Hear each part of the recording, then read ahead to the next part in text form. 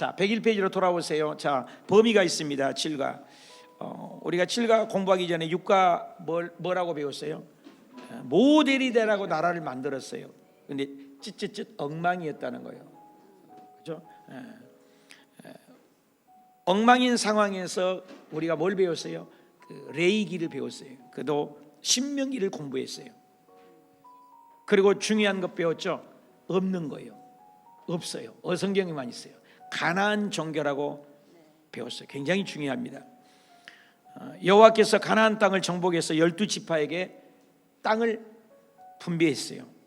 그리고 사사기를 살짝 들여다봤는데 그 결과는 엉망이었어요.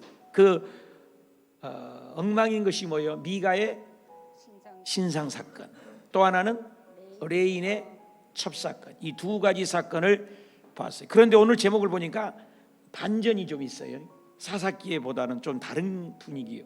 엉망인 가운데도 그렇게 엉망한 사사시대의 배경에 하나님 마음에 합한 모델 왕이 있었다는 거예요. 그 왕이 누구란 얘기겠어요? 모델 왕이 다윗이죠. 다윗. 그래서 사사기, 룻기, 사무엘 상하를 시편을 통해서 우리가 공부한다 그 말이에요. 그래서 우리 사사기에는 뭘 봐요? 이렇게 룻기에가 포함되어 있잖아요. 그죠? 사사기에. 그리고 너는 내 마음의 모델왕이다. 희망이 좀 보이지 않습니까? 오늘 또 우리가 소망이 없는 것을 사사시대라고 하잖아요. 그런데 하나님께서 기대하는 한 사람이 있어요. 그 사람이 다윗. 창세기부터 계시록까지 너는 내 마음에 합한 모델왕이다. 이걸 공부한다는 거예요. 다윗의 너는 내 마음에 합한 왕이다. 그래서 사사기 밑에가 룻기가 있잖아요. 사무엘상 위에가 뭐가 있어요? 시편이 있죠. 그래서 사사기 안에 룻기를 읽게 되고, 그죠? 사무엘상 읽으면서 무엇을 끼어 있다고? 시편을 끼어 있게 된다 그 말이에요. 자, 우리 오늘의 포인트를 우리 목사님 한번 읽어 주실래요? 1. 사사시대의 성격 이해하기. 2. 룻기 끼워 읽기. 3. 사무엘 상하 시편 공부. 자, 오늘의 포인트는 딱 세 가지예요. 그 첫째가 뭐냐면 사사시대의 성격을 이해하자 그래요. 사사시대의 성격을 이해하자.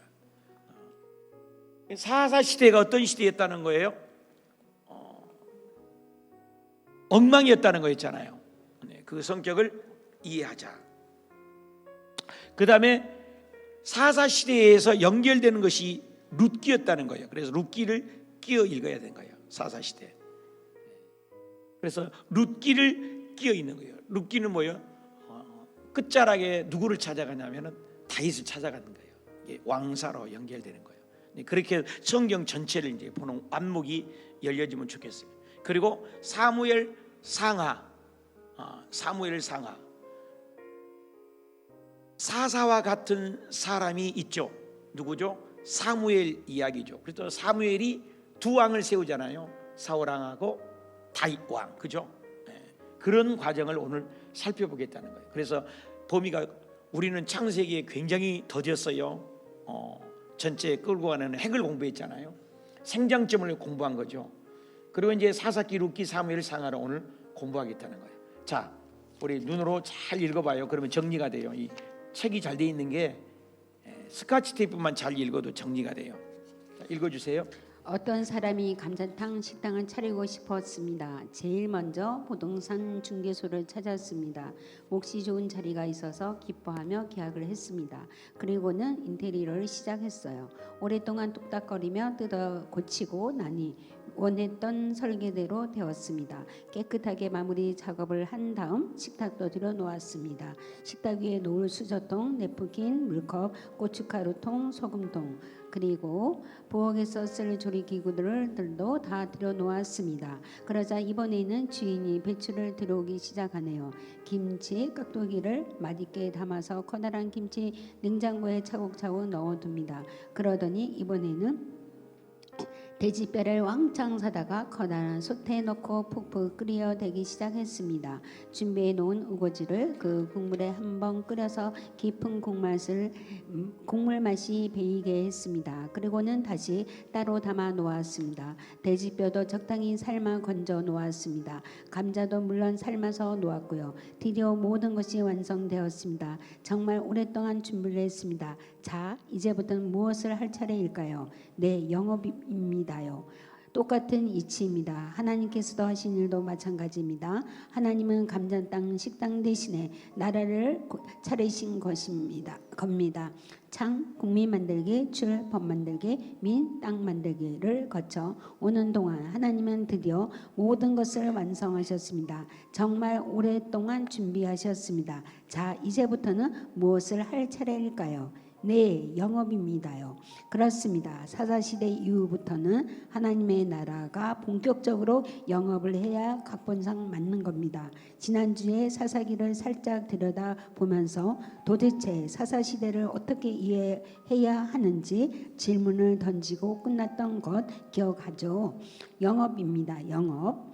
자, 오늘은 본격적으로 사사시대 성격을 좀 더 공부합시다.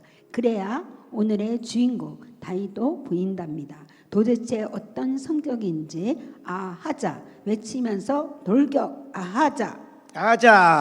예, 재밌죠? 영업이라는 말이 났습니다. 우리 103페이지 보세요. 내용 들어가기. 사사시대 성격 이해하기. 사사시대 성격. 사사시대의 성격 이해하기 위해서 우리가 무엇을 할 것인가? 하나님께서 이스라엘 백성들 그 가나안 땅에 들어보내실 때 하나님도 꿈이 있었다는 거죠. 그것이 사사시대의 성격이라는 거예요. 하나님은 그러면 어떤 꿈을 꾸어서 사사시대에 어떻게 모습을 가지고 있는지 그 성경 목록을 통해서 한번 살펴보고자 합니다. 사사시대 목록 보기 한번 보세요.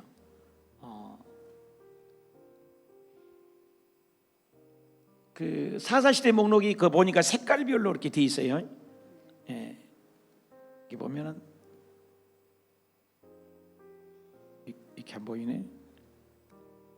자, 창조 시대 여호수아 그죠? 창조 시대, 족장 시대, 또 뭐죠?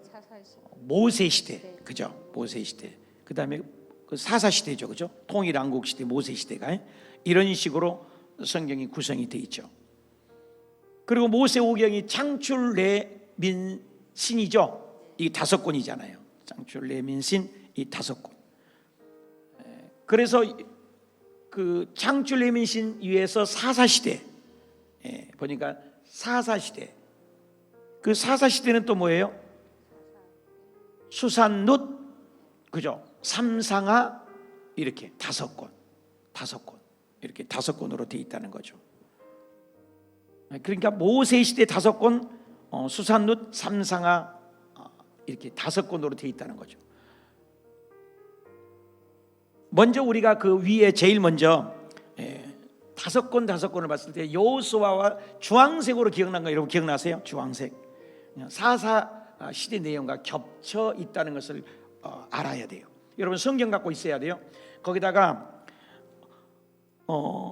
우리 여러분들은 다 찾아보세요. 사사기 1장 3절을 펴세요. 그리고 곽봉신 목사님은 여호수아 15장을 보세요. 곽봉신 목사님만 혼자만 여호수아서 15장을 보는 거예요. 15장. 여러분 성경 갖고 있어야 돼요. 오늘. 그래서 다른 분들은 전부 사사기 1장 13절을 보자고. 2장 13절. 그리고 곽봉신 목사님은 뭘 읽냐면은 여호수아 15장 17절을 읽어요. 거기다 두 구절을 적어놓으세요. 15장 17절을 읽고 여러분들은 지금 사사기 1장 13절을 읽는 거예요. 그리고 요 절이 분명히 다르거든요. 그런데 똑같은 내용인 것을 볼 수가 있다. 그걸 확인하고 싶다 그 말이에요. 자, 이제 여러분은 눈으로 사사기 1장 13절을 읽으시고 곽봉신 목사님 15장, 여호수아서 15장 여호수아 15장 17절. 17절. 자, 읽겠습니다. 보세요. 갈렙의 아우 그나스의 아들인 온니엘이 그것을 점령함으로 갈렙이 자기 딸 악사를 그에게 아내로 주었더라. 어떠세요? 내용이 같아요, 틀려요? 같은 내용이라 그 말이에요. 기록해 놨어요, 성경에다. 여호수아 15장 17절하고 사사기 1장 13절 적어놨죠. 이제는 그 여호수아의 끝 부분하고 뭐요? 사사기 첫 부분이 연결됐다는 걸 확인하잖아, 그 말이에요. 기록하고. 자, 우리 각봉신 목사님은 여호수아서 24장을 피세요. 24장. 여러분들은 사사기 1장 1절을 보는 거예요. 1장 1절. 각봉신 목사님은 여호수아서 24장 29절을 읽을 거예요. 24장 29절. 24장 29절을 읽는 거예요. 24장 29절 적었죠? 그다음 여러분들은 사사기 1장 1절을 보는 거예요. 1장 1절. 자, 각본심 목사 24장 29절. 이 일 후에 여호와의 종 눈의 아들 여호수아가 110세에 죽음에. 네, 내용이 같아 틀려요? 같아 틀려요? 대답을 해야죠. 같죠? 같다는 얘기잖아요. 여호수아가 죽었다는 얘기. 모르겠어요? 여호수아서 24장 29절하고 사사기 1장 1절이 같다는 거예요. 그러니까 여호수아는 사사의 초입에 들어가는 내용이구나 하고 색칠을 치며 주황색이구나 하고 구분이 된다는 거예요. 사사시대. 그래서 여호수아서 15장 13절 갑니다. 여호수아 15장 13절. 15장 13절. 15장 13절. 읽어봐요. 여호와께서 여호수아에게 명하신 대로 여호수아가 기랏 아르바 곧 헤브론을 유다 자손 중에서 분깃으로 여분의 아들 갈렙에게 주었으니 아르바는 아낙의 아버지였더라. 예, 거기 쭉 보세요. 여호수아서 15장 보세요. 갈렙이 헤브론 13절 보세요. 그 드빌이라는 곳을 정복했다야. 근데 이들은 가데스 바나에서 그 정탐꾼들 보냈잖아요. 네. 기업하라고 돌아왔어요. 그 땅 헤브론 땅을 갈렙에게 그 땅을 달라고 막 했잖아요. 네. 17절 보여요. 17절. 17절 보면 갈렙의 아우 그나스의 아들 운니엘이 그것을 점령했다 그랬어요. 줄 그으세요. 갈렙의 아우 그나스의 아들 운니엘이 그것을 점령했다고 정복했어요. 자, 그런데 여기에 나오는 동일한 기록이 사사기 1장에 나온다 그 말이에요. 그래서 사사기를 주황시대죠. 그죠? 주황색이죠. 그래서 사사시대를 정사라고 그런단 말이에요. 거기다 적어놓으세요. 사사기 1장 13절 적어놓으시고 사사기 주황색 옆에다가 1장 정사라고 있잖아요. 옆에다가 1장 13절 갈렙의 아우 그나스의 아들 운니엘이라고 나와져요. 잘 기록하세요. 자, 여호수아에 나왔던 사건과 사사기에 나온 사건이 똑같다 그 말이요. 그러니까 여호수아가 끝나고 사사 시대에 시작된 것이 아니다는 거죠. 이해가 가죠? 여호수아의 내용과 사사기 내용이 뭐요? 그 영화 보면 오버랜다잖아. 오버랜. 그죠? 겹치기 흘러가는 거 있다는 거죠. 그래서 여호수아부터 사사 시대로 본다 그 말이에요. 그 뒤에 나오는 사사기는 당연히 사사시대에 뭘 얘기하나요? 정사를 사사시대 내용이 나온다는 거예요. 그 다음에 나온 얘기가 누구란 얘기예요? 룻기라는 거예요. 빨강색 나오죠. 빨강 사사시대로 본다는 거죠. 룻기 빨강색으로 돼 있잖아요. 룻기 사사들이 치더한 때에 그랬잖아요. 룻기 빨간색. 거기 보니까 뭐라고 써있어요? 사사기 내용 중 기드온 시대 즈음에 발생한 거기 보니까 야사 줄 그으세요. 발생한 야사. 정사와 야사가 다릅니다. 여기서 말하는 사사시대가 끝이 아니고 사사시대가 아니라는 거죠. 다섯 번째 사사 기드온 시대에 있었던 일이에요. 기록은 나중에 역사순을 따져보면 룻기는 사사기의 중간에 있어요. 중간에. 무슨 말이냐면 룻기가 사사기 끝나고 룻기가 들어간 것이 아니라 사사기 중간에 룻기의 사건이 중심에 있다는 거예요. 그렇게 이해만 하면 되겠어요. 그 다음에 밑에 사무엘상하 나오죠. 자주색. 사사와 같은 사람 사무엘 이야기가 사울 얘기가 나오죠. 거기다가 룻기 나오죠. 룻기 4장 18절에서 22절까지잖아요. 눈으로 보세요. 룻기 4장 18절에서 22절. 사무엘상하 주인공이 누구라고 했어요? 사무엘상하 주인공은 다윗이잖아요. 다윗. 그러나 다윗 이야기만 들어있는 게 아니고 누구 얘기도 있어요? 사무엘 얘기도 있잖아요. 그래서 사무엘상하를 왕정시대로 분류할 수도 있지만 전체 배경은 사사시대 성격이 더 강하다는 거예요. 왜냐하면 사사도 사무엘도 아들이 이어 사무엘도 사사, 아들도 사사라고 성경은 증거를 해요. 그 구절이 사무엘상 8장 꼭 찾으세요. 사무엘상 8장 적으시고 1절, 우리 곽봉신 목사님 사무엘상 8장 1절. 사무엘이 늙음에 그의 아들들이 이스라엘 사사로 삼으니. 거 보세요. 줄 그으세요. 사무엘이 늙음에 그 아들이 이스라엘 뭐라고 했다고 했어요? 줄 그었어요? 네. 사사로 삼으니 줄 그으세요. 그리고 사울이 왕이 되는 장면도 전쟁에서 이기고 또 사사들이 등장하는 똑같은 모습으로 등장하고 있다는 거예요. 무엇보다도 사사시대에 찾아가는 주인공은 사사시대 다윗을 조명하고 싶은 시대가 뭐예요? 사사시대이라는 거예요. 그러면 우리가 사사시대의 성격을 이해하기 위해서는 우리가 바로 스카치 테이프 감자탕 이야기를 우리가 아까 방금 읽었잖아요. 감자탕 이야기를 한번 생각해 보자는 거예요. 그래서 103페이지 반가로 2번 감자탕 가게 이야기 해서 그랬어요. 여러분, 감자탕 가게 주인이 가게를 차리려고 하면 어떻게 해요? 고생해서 뭘요? 시장 봐가지고 모든 준비들을 막 만들잖아요. 감자탕 주인은 왜 그토록 애써가면서 그 모든 준비를 했냐 이거죠. 다음 날부터 뭐 하려고? 영업하려고. 그죠? 하나님도 마찬가지 심정을 가지고 감자탕 이야기를 우리가 읽었어요. 어떻게 읽었어요?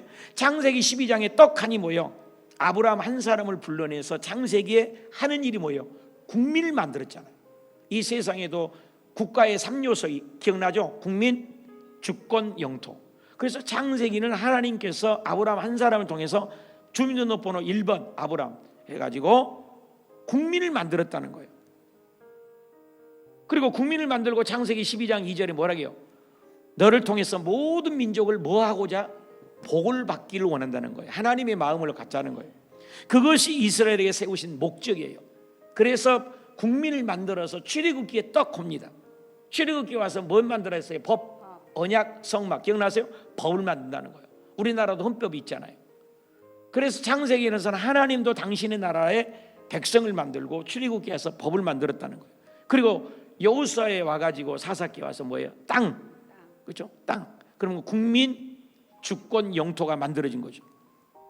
잘 생각해봐요. 그러면 하나님 나라 완성된 사사 때부터 뭘 해야 돼요? 뭘? 이제 명실공히 반드시 하나님 나라가 어떻게 했어요?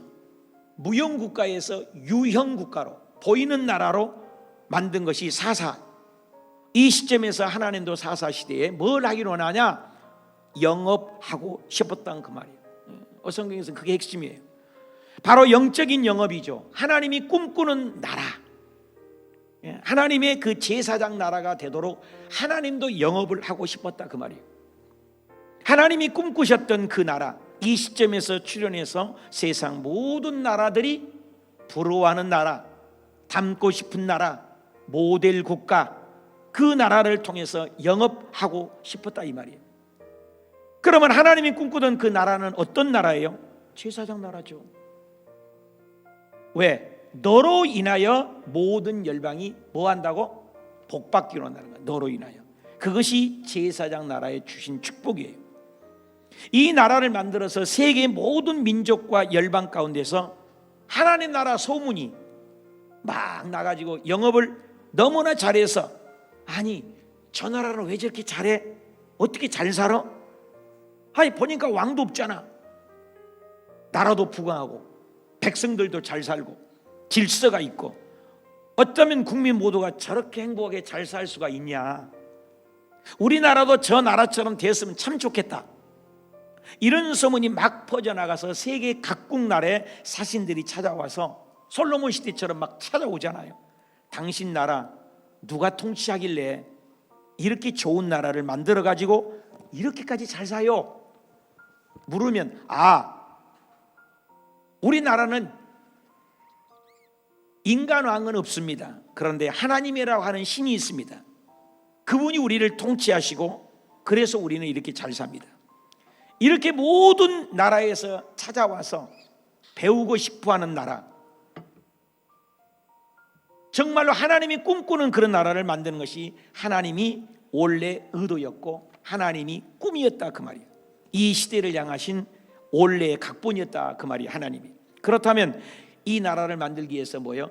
매뉴얼이 무엇인가, 무엇을 주셨냐 이 말이죠. 그것이 103페이지 1번에 뭐예요? 나라로서 모델을 주셨다.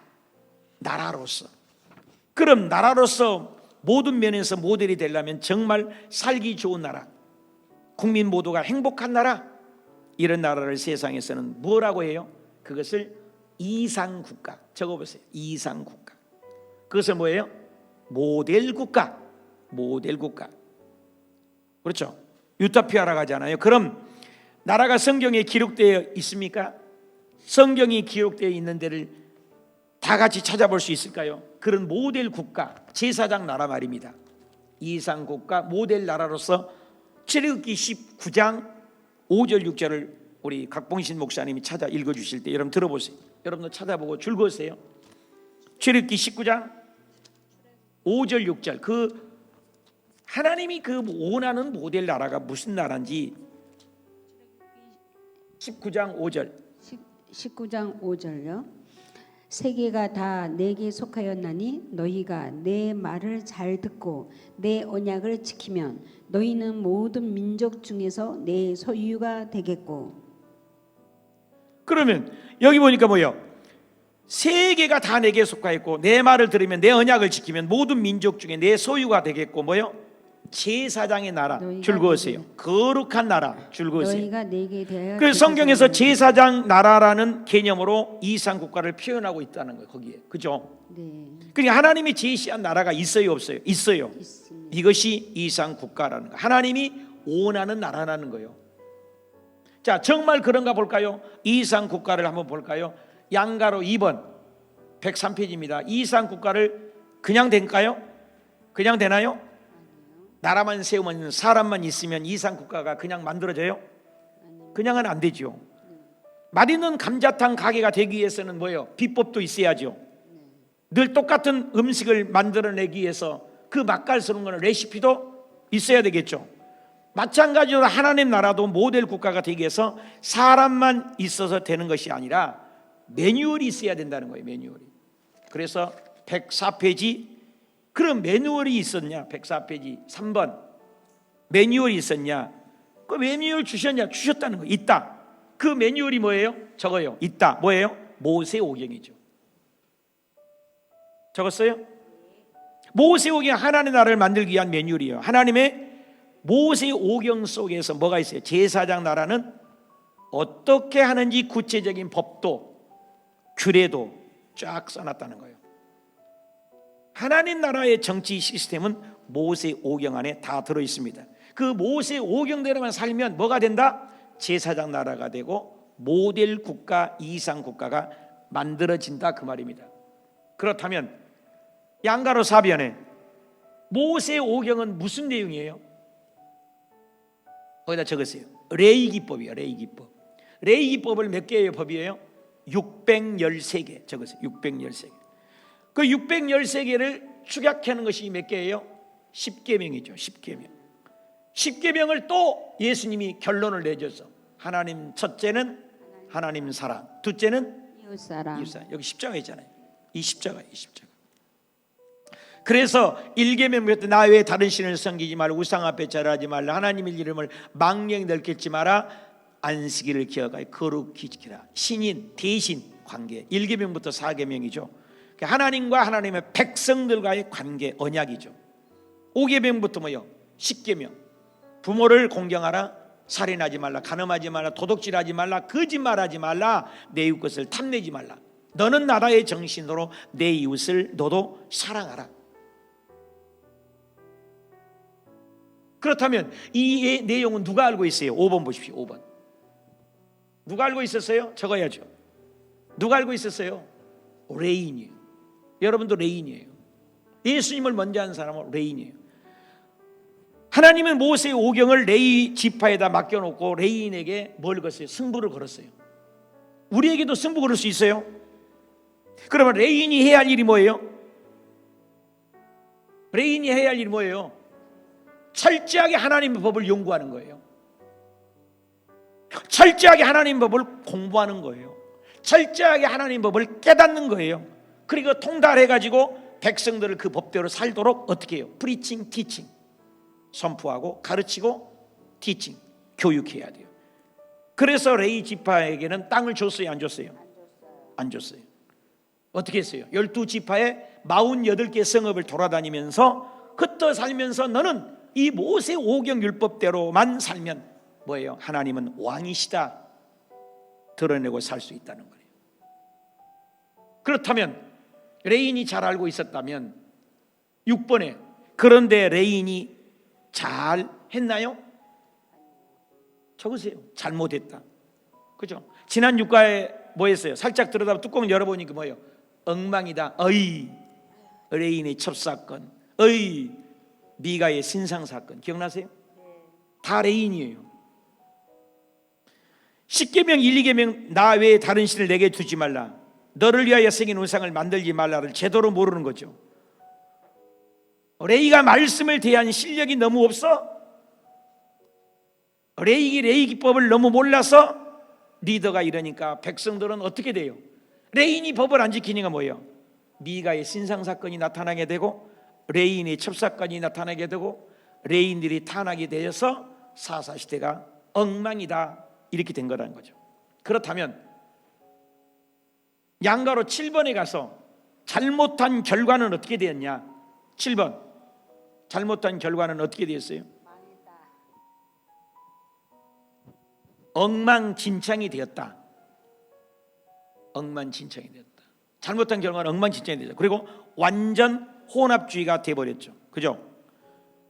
백성들이 땅을 차지하고 안식이 주어지니까 가나안에 번쩍이는 향락 문화에 섞이라겠어요? 섞이지 말라겠어요? 그런데 섞여서 세상 문화와 동화되고 섞이기 시작했어요.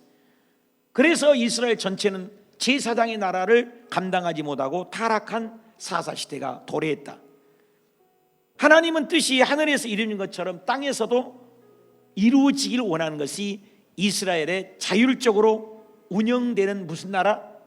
성숙한 나라를 꿈꿨다는 거예요. 그래 레인에게 꿈을 꾸었고 당신의 백성들에게 소망을 가지고 있었다는 거예요. 그런데 기대하는 엉망진창이 돼버린 나라가 돼버렸어요. 왕이신 하나님도 계신데도, 왕이신 하나님 버젓이 살아계신데도, 구름기둥 불기둥 옹이하고 역사했던 그 하나님이 계신데도 하나님 어디 있냐? 주변 나라를 둘러보니 왕이 없다. 왕이 없다. 백성들은 왕이 없다고 생각합니다. 인간 왕을 달라고 요구합니다. 하나님은 신정정치를 원했어요. 엉망이 돼버렸어요. 하나님 모델되는 제사장 나라가 돼서 이상국가를 원하셨는데 과연 이상국가가 실현됐냐 이 말이에요. 되지 못했죠. 그래서 105페이지 이상국가에 대하여 우리가 살펴봐요. 그 이상국가는 무슨 나라예요? 성숙한 사회라는 거예요. 우리는 하나님이 제시하는 이상국가인 제사장 나라가 어떤 나라인지 살펴보았어요. 그죠? 하나님이 제시한 나라를 우리 봤잖아요. 이상국가, 제사장의 나라. 첫째는 뭐예요? 왕은 누구인가? 백성을 잘 다스리는 왕인가? 둘째, 국민들이 그 다스림 속에 뭐예요? 성숙한가? 이거잖아요. 바로 모세 오경 내용이죠. 모세 오경. 거룩한 하나님을 왕으로 모시고 백성들은 그 왕이신 하나님과 같이 어떻게 되라? 내가 거룩하니 너희도 거룩하라. 여러분 마지막 때도 거룩과의 싸움이에요. 지금도 우리 거룩과의 싸움 아니에요? 바로 모세오기에서 말하는 나라, 이 나라가 하나님이 제시하신 이상 국가라고 말할 수 있다는 거죠. 그러면 이상 국가라는 것이 하나님만 얘기한 걸까요? 아닙니다. 이상 국가라는 용어는 예전에 군자, 성인 이런 사람들이 사용했어요. 양가로 1번 볼까요? 공자의 국가 이론, 뭐라겠어요? 가로 열고 동양의 이상 사회 원리, 이렇게 써 있죠. 이상 국가, 이 단어는 처음에 사용한 사람이 서양에서는 플라톤이에요. 플라톤 주장이 뭐냐면 철학, 철인, 현자 나타나서 그 나라 백성을 잘 티칭하면, 가르치면 아름다운 이상 국가가 만들어져야 한다고 주장했어요. 근데 그 같은 플라톤이 얘기한 시절에 동양에서도 한 사람이 떠올랐어요. 그 사람이 누구라고? 공자예요. 공자. 그래서 공자의 이상 국가 이론을 제시했어요. 여러분, 공자가 살던 시대가 언제 시대냐? 춘추 전국 시대였어요. 그 시대는 어떤 시대예요? 단일 통치가 이루어지지 않고 중간중간 성주들이 서로 칼을 빼들고 내가 왕이다, 내가 왕이다 하면서 백성들을 괴롭혔어요. 이때 공자가 저 칼 빼들고 무력으로 통치하는 저 패들도 진정한 리더는 아니다. 저런 인간들은 아무도 왕이 될 자격이 없다. 옛날 여순시대를 봐라. 그럼 그 여순시대는 어떤 시대였나? 공자가 이상국가라고 그렇게 외치고 있던가? 이것을 말해주는 중요한 얘기 한 토막을 하고 싶어요. 여순시대에 있었을 때입니다. 임금이 백성들이 진짜 행복하게 잘 사는가 보려고 왕복을 벗어 던지고 평복으로 갈아입고 밖으로 나갔어요. 우리 그런 거 많잖아요. 영화에 암행어사 출두요. 아무도 몰라요. 그때 마침 한 마을에서 노인을 만났는데 이 노인이 그 자기 배가 나오고 살도 쪄가고 배를 퉁퉁 때리면서 흥겨운 태평가 유명한 노래를 부르다는 거예요. 해 뜨면 나가서 일하고 해 지면 놀아서 쉬노라, 이런 노래래요. 이상국가. 해 뜨면 나가서 일하고 해 지면 들어와서 쉰다. 우물 파서 마시고 밥 갈아 먹으니 임금이 권력이 나와는 무슨 상관이 있으리요, 이런 노래를 하는 거예요. 이런 노래를 옆에서 가만히 듣다가 그 왕이 그 노인에게 다가가서 노인장 요즘에 사는 건 좀 어때요? 노인이 대답해요. 태평성대죠. 너무 살기 좋아요. 올해도 하늘에서는 비가 내리지, 적당하게 비가 내리니 농사도 잘 되지, 곡식물은 대풍작이지. 왕이 깜짝 놀라서 그러면 식구들하고는 잘 지내시오? 노인이 또 대답해요. 당연히 잘 지냅니다. 마누라는 나에게 너무 잘하고 아들 딸들은 효자 효부가 다 되어 있고 형제끼리는 우애하고 웃음소리가 담장을 넘고 행복하고. 왕이 대답해. 그렇구나. 그럼 동네 사람하고는 어떻게 또 잘 지내시오? 노인이 또 대답해요. 동네 사람하고 잘 지내다 마다요, 떡도 해서 나눠 먹고 술도 한 잔씩 빚어 먹고 잔치를 다 되면 서로 상부상조하고 문 열어놓고 살아도 아무것도 안 가져가요. 천국이 별거 있나요? 내가 사는 거 지금이 천국이요. 이 소리를 가만히 듣던 임금이 너무 기뻤어요. 임금이 생각해. 그렇구나. 정말 행복하게 잘 사시네. 그런데 노인장, 내가 한 가지 좀 궁금한 게 있어. 이 나라 임금은 누군지는 아시오? 물었대요. 노인이 깜짝 놀라면서 얘기하더래요. 이 나라에 무슨 임금이 있어요? 노인은 도리어 그 왕에게 질문했다는 거예요. 왕이 대답합니다. 임금이 있는지 몰라요? 임금이 어디 있어요? 왕은 임금이 되돌아와서 뭐야, 이렇게 잘 다스려서 자기들 잘 먹고 잘 살면서 임금이 있는지도 모르고 없는지도 모르고 이렇게 하는 것이 아니고 되었다. 그 임금이 하는 얘기가 이것이 바로 내가 원하는 나라다. 백성들이 잘 먹고 편해서 왕이 있는지도 없는지도 모르고 이토록 행복하게 살고 있으니 이것이야말로 뭐라고요? 태평성대가 아닌가 하면서 매우 흡족한 마음으로 궁궐에 돌아왔다는 이런 얘기예요. 사랑하는 여러분, 만약에 임금의 권력이 백성들과 상관이 있어서 맨날 임금의 힘과 임금의 권력 앞에서 세금 내라, 곡물 창출하라, 노역해라, 임금의 권력이 백성들에게 상관이 있다면, 그런데 왕이 있는데도 불구하고 왕이 있는지도 모르고 없는지도 모를 정도로 태평성대를 누렸다면 왕이 무엇으로 통치를 했냐 이 말이야. 그것을 덕이라고 하는 거예요. 덕. 그래서 공자는 덕으로 통치하는 이상 국가의 한 좋은 예를 요순 시대에 발견하고 이 사상을 점점 발전시킨 사람이 바로 요순 시대의 이런 국가를 다시 옛날로 돌아가자 해서 복고주의가 만들어졌어요. 다시 돌아가겠다는 복고주의 말이에요. 그것이 유라고 불러요. 유. 그래서 유교가 시작됐다는 거예요. 그래서 서양의 플라톤 철학과 공자의 인, 예, 덕치, 이 상황들이 꿈꾸는 것이 바로 공자가 주장한 왕도 덕치주의라고 한다는 거예요. 공자의 제자인 맹자는 왕이 덕으로 통치하는 것을 그걸 왕도 정치라고 그래요. 왕도 정치. 반대로 칼과 무기로 정치를 뭐래요? 패도 정치라고 해요. 그럼 이상 국가가 되려면 누가 가장 중요하다는 거예요? 왕이 굉장히 중요하다는 거예요.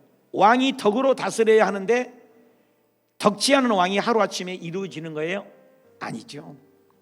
덕치를 하기 위해서는 뭐가 있어야 돼요? 인격이 갖춰져야 되죠. 과정이 필요하죠. 인으로 덕치로 과장되는 것이 뭐예요? 수신, 제가, 시국평천하죠. 이상 국가를 만드는 것. 그렇죠? 이상 국가를 만드는 것은 뭐예요? 수신, 제가, 치국평천하. 수신이 뭐예요? 몸이잖아요. 내 몸이 먼저 수신이 잘 된 사람이잖아요. 수신은 사람이면 제가잖아요. 집가잖아요. 자기 집도 잘 다스릴 수 있는 거잖아요. 수신, 제가, 집이 잘 다스리니까 뭐예요? 치국, 나라를 평정하게 아름답게 잘 다스린다. 치국. 그래서 그 사람이 평천하를 이룬다. 온천하를 이룬다. 이런 얘기죠. 그래서 그 사람이 종심소욕 불육을 말이 나온다는 거예요.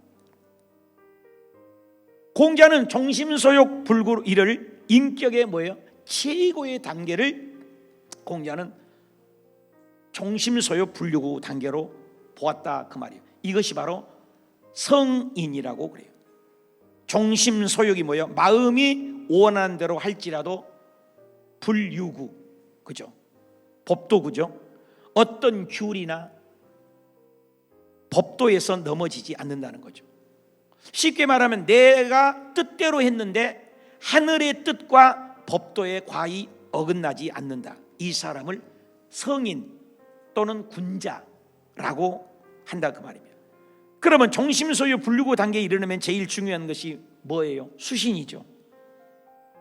본능적으로 그만두면 안 되죠. 수신, 모든 것의 기본이 핵심이라는 거죠. 그래서 위정편에 나오는 얘기가 자기를 먼저 수신한 후에 가정을 다스릴 수 있고 그제야 나라를 다스리어서 천하를 평화롭게 하는 수신제가 평춘하는 말을 했다 그 말인 것입니다.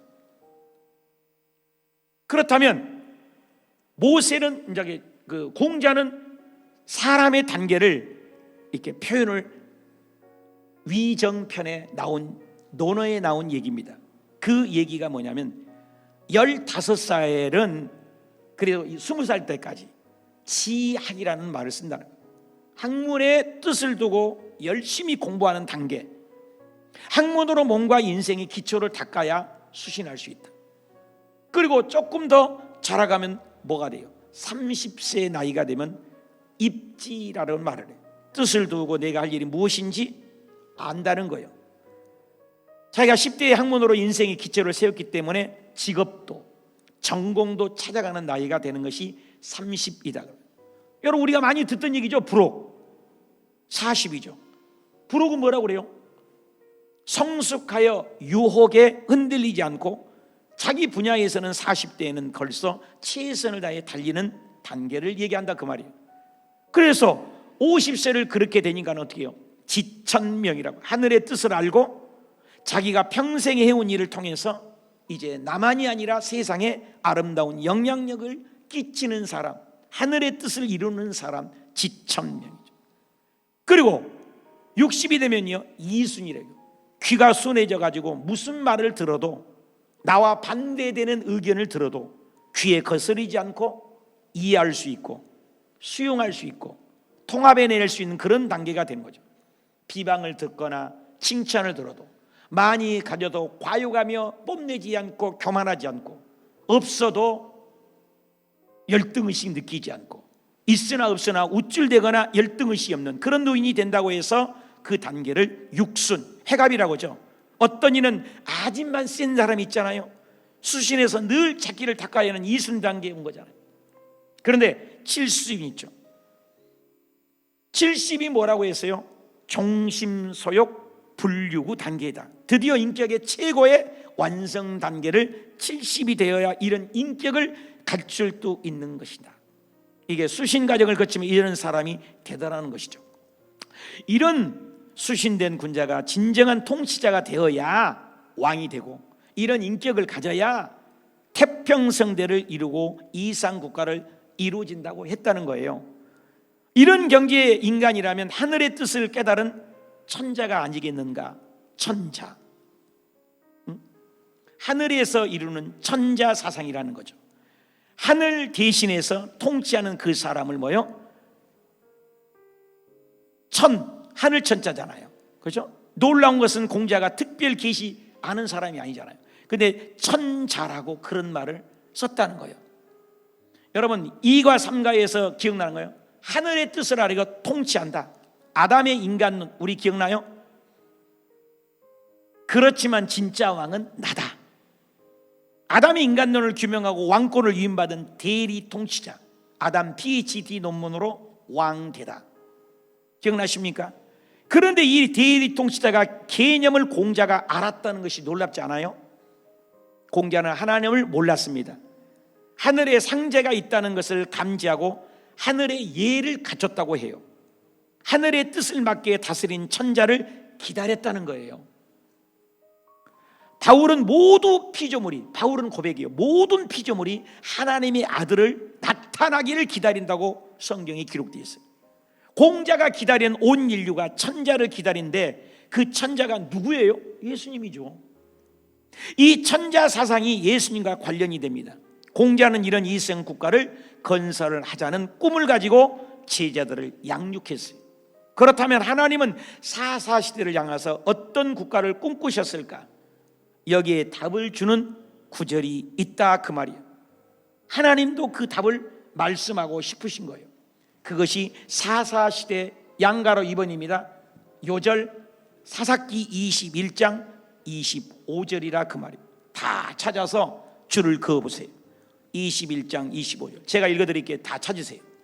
그때 이스라엘 왕이 없었으므로 사람이 각각 자기 소견에 옳은 대로 행하였더라. 이 말은 두 가지로 해석할 수 있어요. 하나는 그때 인간 왕이 없었으므로 백성들이 자기 소견에 옳은 대로 행하더니 엉망진창이 되었더라. 차라리 칼 들고 다스린 게 낫지 해석할 수 있을 거예요. 두 번째, 이 나라는 하나님이 진정한 왕이시기 때문에 왕이 없이 백성들의 소견에 옳은 대로 행하더니 하나님이 원하는 이상적인 국가를 이루고 살고 있네, 이렇게 해석할 수도 있다는 거예요. 여러분 이 두 가지 중에 하나님은 뭘 원했겠어요? 보이는 인간 왕이 없어도 백성들이 너무너무 성숙해지고 자기 소견에 옳은 대로 행하는데 하나님이 바라시던 무슨 나라? 제사장 나라가 되었더라. 이 두 가지 해석 중에 하나님은 어떤 것을 원해요? 당연히죠. 두 번째, 그런데 결과는 어떻게 됐어요? 엉망이 되었다는 거예요. 왜? 레인들이 하나님의 말씀을 가르치지 않았기 때문에. 공자는 종심소욕 불류구 단계에 이른 왕 한 사람만 나오면 이상 국가가 이루어진다고 공자도 얘기했어요. 그런데 하나님이 바라보시는 이상 국가는 왕 한 사람이 아닙니다. 왕 한 사람이야 그 나라 모든 백성이 왕의 수준인 나라, 완성된 경지에 이른 거룩한 나라들이 모여있는 나라. 다시 말하면 선악과 하나님은 왕이십니다에서 살펴봤죠. 하나님은 절대 통치, 절대 주권, 인간에게 100% 자유의지, 이것이 만나야 하나님 나라 영적인 그림이 완성된다는 거예요. 바로 사사시대에 기대했던 왕의 모델은 인간이 자기 자유의지를 가지고 살아가는데 그 자유의지를 가지고 살지만 하나님이 절대 주권을 인정하는 삶, 영적인 그림의 완성이라는 거예요. 주기도문에도 얘기잖아요. 주기도문이 뭐라고 해요? 뜻이 하늘에서 이루어진 것처럼 땅에서도 그 뜻이 이루어지다. 이 땅에서도 하나님이 뜻대로 이루어지는 나라, 그런 수준 높은 나라를 바라보시는 것이 하나님이 백성들에게 당신이 제시한 제사장 나라였다는 거죠. 공자는 종심소유 불류구 단계를 거친 사람이 성인이고 군자라고 했어요. 공자는 창조주 하나님이 계신다는 사실을 몰랐음에도 그 경지를 깨달았다는 거예요. 하나님을 몰랐던 공자도 이것을 깨닫고 사모했고, 하물며 하나님의 백성인 저와 여러분 어떻게 살아야 돼요? 공자가 말한 것보다 더 높은 완성도가 있는 하나님 나라를 사모하는 이 하나님이 원하시는 완성된 사람, 이 사람이 하루아침에 만들어지니까 훈련이 필요하죠. 이 훈련이 과정을 얘기해요. 그것이 바로 105페이지 3번, 양가로 3번. 그냥 되는 게 아니에요. 여러분 성경 공부도 그냥 되지 않잖아요. 수행, 순종, 훈련, 성화 줄 그어주세요. 수행은 조직신학의 용어로 성화라고 하죠. justification 인정, sanctification 자랑하는 거죠. glorification 더 성숙한 거죠. 영화로운 것. 이 우리는 성화되는 과정들이 필요해요. 그러나 성화가 하루아침에 이루어집니까? 어느 날 내가 예수님을 믿었다고 금방 옛날 성품이 죽어버리고 새 사람이 됩니까? 애자는 여전히 주인 노릇, 왕 노릇 하고 해요. 그래서 하나님이 그 수준까지 올라가기 위해서는 넘어집니다. 또 자빠집니다. 또 일어납니다. 70번씩 7번 넘어져 490번이라도 말을 안 되면 또 반복해서 일어나야 돼요. 끝까지 하라. 마침내 경기장의 선수처럼 에너지를 다 쓰는 거예요. 그래서 얻어진 영광의 면류관을 바라보잖아요. 이번에 프랑스 파리에서 나오는 면류관 발 때마다 그들이 감격해서 눈물을 흘릴 때 이런 것들이 저는 깨달아지더라고요. 그냥 되는 게 아니라는 거죠. 육적인 면류관, 썩을 면류관에도 그렇게 어깨에 몸부림치는데 우리가 하나님 나라를 백성이라며요, 주의 종이라며요, 집사님이라며요, 권사님이라며요. 그 하나님의 영적인 근육도 한번 운동을 해야 되지 않겠어요? 열심히 해보고 애쓰고 또 안 되면 또 노력하고, 그래서 순종하고 성화돼가는 과정. 여러분 몸짱이 있으면 영짱도 돼야지. 한번 따라 봅시다. 우리는 영 근육을 만듭시다. 그래서 정말 우리도 하나님의 뜻대로, 하나님의 소견에 옳은 대로 행하여도 하나님의 뜻에 어긋남이 없는 거룩함에 이를 수 있다는 거죠. 그래서 그 거룩함이 우리의 삶을 통해서 안고 일어서는 현장에 선한 영향력을 발휘하는 행복한 비결.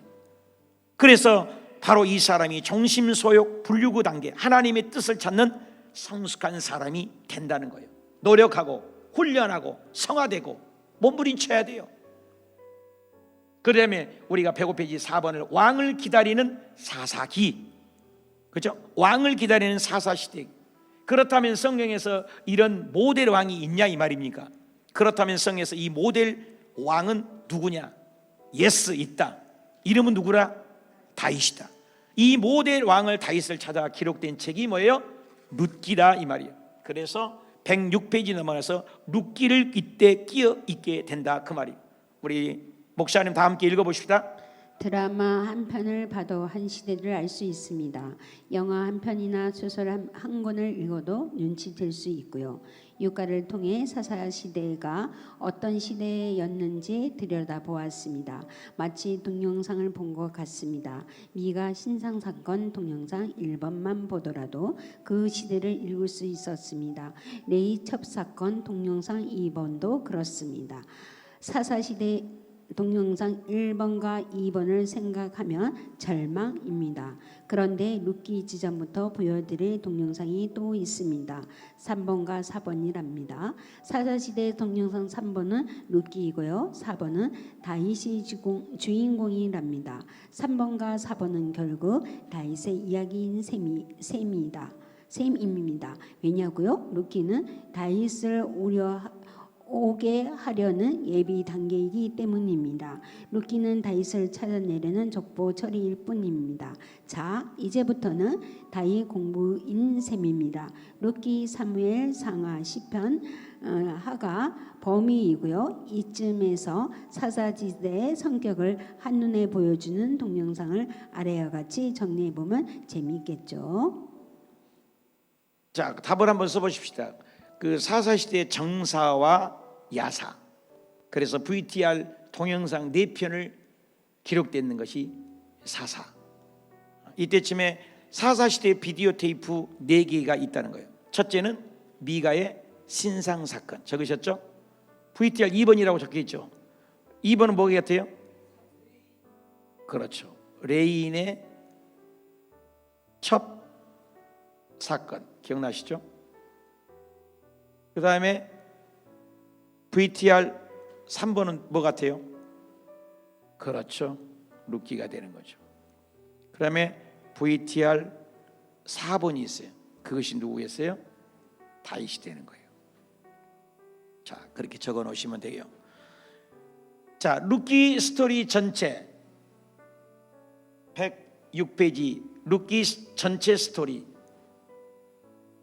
룻기는 몇 장이에요? 4장이에요. 4장.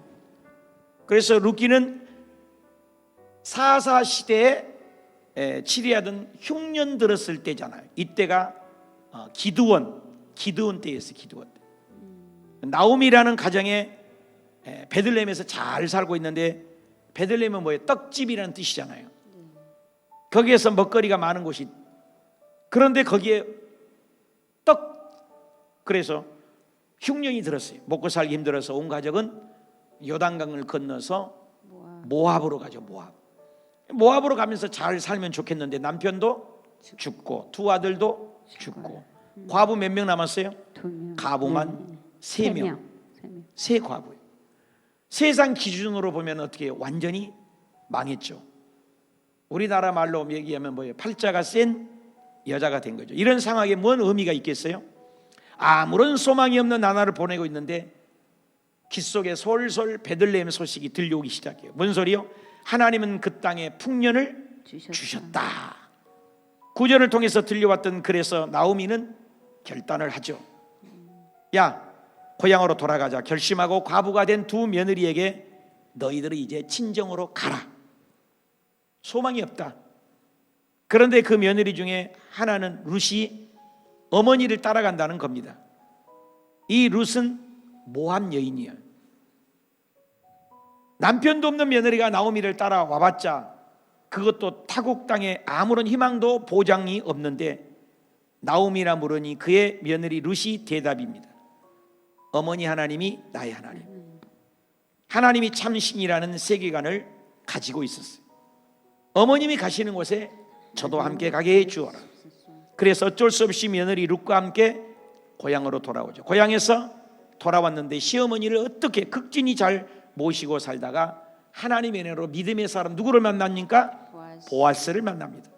보아스를 만나고 결혼하게 되고, 결혼해서 누구를 낳아요? 오벳을 낳아요. 오벳이 누구를 낳아요? 이새를 낳아요. 이새가 누구를 낳아요? 다윗을 낳아요. 이것이 룻기 전체의 스토리입니다. 그런데 이 룻기에서 가장 중요한 장면이 있다면 107페이지 반가로 2번 결혼 증인 올려들의 주례사를 용고하라. 그래서 7절부터 12절까지 다 살펴볼 수는 없어요. 그러니까 11절 봅시다. 11절만 우리 목사님 11절 12절만 읽어주세요. 그러나 성문이 해간에 모인 온 마을 사람들과 원로들이 대답하였다. 우리가 증인입니다. 주께서 그대의 집 안으로 들어가는 그 여인을 이스라엘 집 안을 일으킨 두 여인 곧 라헬과 레아처럼 되게 해주시기를 빕니다. 에브라 가문에서 그대가 번성하고 또한 베들레헴에서 이름을 떨치기를 빕니다. 주께서 그 젊은 부인을 통하여 그대에게 자손을 주셔서 그대의 집안이 다말과 유다 사이에 태어난 아들 베레스의 집안처럼 되게 하시기를 빕니다. 네, 거기다 줄 한번 그어주세요. 11절에 증인이란 말 두 번째 줄이죠. 11절이죠. 증인이 증인. 그리고 거기 밑에 곧 라헬과 레아처럼 줄 그으셨죠. 그리고 12절 사이에 태어난 그대의 집이 뭐예요? 줄 그으세요. 동그랗게 베레스의 집안처럼. 베레스의 집안처럼. 베레스 차에서 이 장면에 보아스와 롯이 결혼한 장면인데 이 내용 중에 가장 중요한 부분이 뭐예요? 12절 베레스 동글배기 치세요. 별표 3개. 베레스는 누구 자손이에요? 다말과 유다 사이에 난 쌍둥이 아들 중 하나가 베레스예요. 아니 주례사에 왜 베레스를 등장시켰어요? 이게 다 의미가 있어요. 보아스의 조상이 베레스예요. 이것이 말하라고 베레스가 어떻게 태어난지 우리는 그걸 봐야죠. 그래 양가로 일반 다말과 유다의 결혼식, 그죠? 다말과 유다 스토리 여러분 알고 있죠? 시아버지 뭐죠? 유다와, 그죠? 며느리 다말. 우리가 입에 담기는 좀 창피한 일이지만 다말이 자기 남편이 죽었는데 시아버지 유다가 계대 결혼했어야 되잖아요. 안 시켜주는 거예요. 다시 말해서 여성들의 사회 보장 제도라고 말할 수 있잖아요. 다말이 자식이 없이 남편이 죽었는데 유다가 다른 아들을 줘야 되는데 안 줘요. 그래서 시아버지에게 창녀로 변장을 해서 들어가서 애를 낳은 사람이에요. 그 애가 누구예요? 쌍둥이죠. 그 쌍둥이 이름이 뭐예요? 베레스와 세라예요. 다말과 유다는 어떤 관계에서 창세기 보면 시아버지와 며느리 관계로 태어난 사람이 베레스예요. 그죠? 자, 베레스지만 108페이지 한가로 2번 베레스로 넘어가서 베레스 집안에 보아스가 태어났어요. 베레스 집안에 태어난 보아스, 그죠? 그 베레스 라인에서 나온 자손이 누구예요? 보아스예요. 보아스. 그러니까 이 말을 하는 거예요. 보아스 족보에 올라가면 누가 있어요? 유다와 다말이 있어요. 유다 다말이 정상 관계로 부부가 된 것이 아니죠. 비정상적인 관계가 맺었죠. 보아스의 족보는 장로들이 알고 있어요. 그래서 주례사를 해줬는데 어떤 주례사예요? 양가로 3번 읽어봅시다. 시작. 보아스와 결혼하는 롯도 다말과 유다의 집처럼 비정상적인 혼인이라 할지라도 베레스 가문처럼 잘 되기를 원하는 주례. 굉장하죠. 당신 집 이 가문은 당신 조상 다말과 유다 사이에 난 베레스 집안처럼 잘 됐으면 좋겠다, 이런 주례사를 했다는 거예요. 지금처럼 보아스와 결혼하는 룻도 다말과 유다처럼 정상적인 혼인관계가 아니잖아요. 그러나 베레스 집안이 복 받았어요, 안 받았어요? 받았잖아요. 그런데 이 주례사 보아스 가정처럼 베레스 가문이 이어서 누가 와요? 예수님이 오는 거예요. 이게 복이라는 거예요. 이방인인데. 그래서 룻기의 제일 중요한 부분이 바로 여기서 보아스라는 사람이죠. 보아스 사람이 뭐예요? 사사시대에 살아가지만 굉장히 율법이 철저하고 지키는 사람인 것을 알 수 있죠. 왜? 추수 때에 보면은 기퉁이에 이삭을 좀 놓아줘라, 이삭을 줄 수 있도록 해라. 계대 결혼법을 이행해 주는 것도 하나님의 법을 지키려고 보아스는 그것도 다 알고 있었죠. 그렇게 해준 거죠. 그래서 반가로 3번 밑에 봅시다. 룻기 족보를 보면은 그 모습을 알 수가 있다. 주례사 이루어졌어요. 주례사대로 이루어졌어요. 저도 결혼식 주례하지만 주례사대로 이루어진다는 거예요. 4장 13절에서 22절입니다. 근데 여러분 성경 한번 보세요. 18절에 여러분 잘 보세요. 성경을 줄 그으면서 보세요. 18절 다음은 베레스 나오잖아요. 18절에 4장 18절입니다. 줄 그으세요. 베레스는 누구예요? 헤스론이잖아요. 19절 볼까요? 헤스론은 남을 낳고 암미다답죠. 20절 보세요. 암미다답은 누구예요? 나손이죠. 그 다음에 살몬이 나잖아요. 21절 보세요. 살몬이 뭐예요? 줄 그으세요. 보아스잖아요. 보아스가 누구예요? 오벳 낳잖아요. 줄 그으세요. 22절 오벳은 누구를 낳아요? 이세. 이세가 누구를 낳아요? 가인. 보세요. 자, 굉장히 중요하죠. 이제 맨 끝에 룻기는 누구를 찾아서 마칠래요? 다윗을 찾고 끝내요. 그러면 이 다윗은 누구 조상이 돼요? 신약에 오니까 예수 그리스도의 조상이 된다는 거예요.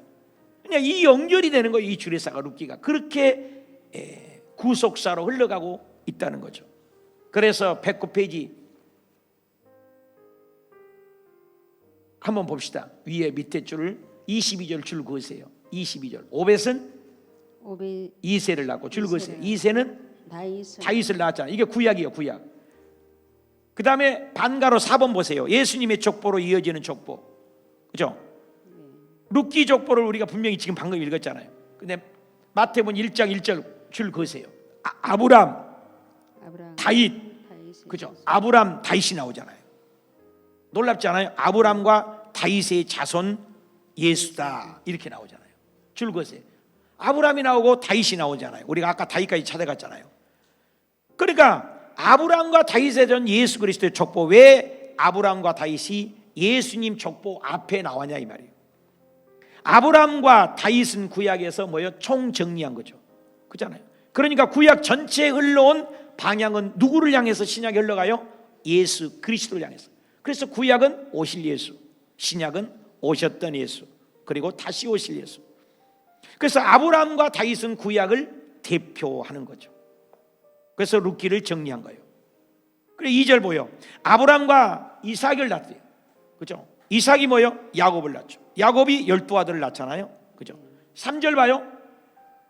3절 유다, 예수님이 조상이 됐잖아요. 다말과 유다 사이에 쌍둥이가 태어났죠. 누구죠? 베레스와 세라라고 나오잖아요. 그죠? 입에는 베레스 라인을 타고 족보가 흘러가죠. 5절 볼까요? 살몬, 라, 보아스 낳고 롯데, 오벳 낳은 다음에 오벳 이세를 낳잖아요. 6절 볼까요? 신약입니다. 구약을 그대로 이어받아요. 이세는 다윗 왕을 낳고 또 다윗은 우리아의 아내 솔로몬에게 태어났다. 이 솔로몬을 통해서 혈통을 타고 흘러가죠. 솔로몬을 타고서 흘러가고 쭉 얘기 나와요. 어디까지 흘러가요? 뒷장 넘어가요. 뒷장 넘어가서 줄 그으세요. 16절 북쪽은 끝나버려요. 남쪽에 마리아를 통해서 예수님이 태어나 예수님의 족보에 나오자마자 어떻게 나와요? 다말, 라합, 룻, 우리아의 아내 마리아 다 이상한 여자들이죠. 그죠? 이 여인들의 족보에 들어갈 수 있어요? 없어요? 없죠. 근데 예수님이 오셨어요. 그런데 지금까지 남자 이름이 앞에 나오고 항상 여자 이름이 뒤에 나왔어요. 그죠? 16절 봐요. 근데 여기에 줄 그어보세요. 16절 줄 그어보세요. 마리아에게서 줄 그어보세요. 마리아에게서 그리스도. 항상 남자 얘기를 했거든요. 거기다 줄 그으세요. 항상 남자 먼저 나왔는데 여기는 마리아에게서 누구래요? 그리스도. 그죠? 그리스도가 칭하는 예수가 아니라 결국 누구를 통해서 예수님이 오셨어요? 여자 후손. 적으세요. 창세기 3장 15절. 그것이 원복음이라고 해요. 최초의 복음이라고 해요. 적었어요. 창세기 3장 15절. 여자 후손 얘기를 하잖아요. 그렇다는 거죠. 이렇게 예수님은 육신의 혈통은 여자의 몸을 통해서 오지만, 그죠? 멜기세덱의 반차를 통해서도 영적으로 오시는 거죠. 그 다음에 반가로 5번 볼까요? 5번. 다윗을 찾아내고 멈춰서는 룻기 그랬어요. 그죠? 다윗의 족보를 찾아고 멈춰서는 룻기. 이 룻기는 뭐예요? 예수님이 혈통을 찾아내고 딱 끝나는 거예요. 사사기는 다윗을 찾아가는 징검다리 역할을 했죠. 우리가 룻기에서 다윗을 찾아가는 4장, 4장 족보가 가장 중요하다고 했잖아요. 그런데 진짜 다윗을 찾아가고 룻기는 딱 멈춰요. 그럼 다윗의 주인공을 등장하는 성경 목록 사무엘상하로 들어가게 된다는 거예요. 룻기를 딱 예수님을 찾고, 그래서 3번이 나오는 거예요. 사무엘상하, 그때 읽는 거죠. 우리 목사님 한번 읽어주시면. 드디어 다윗을 공부합니다. 이렇게 사사시대의 암울한 상황을 배경 삼아 봐도 보이는 사람은 다윗입니다.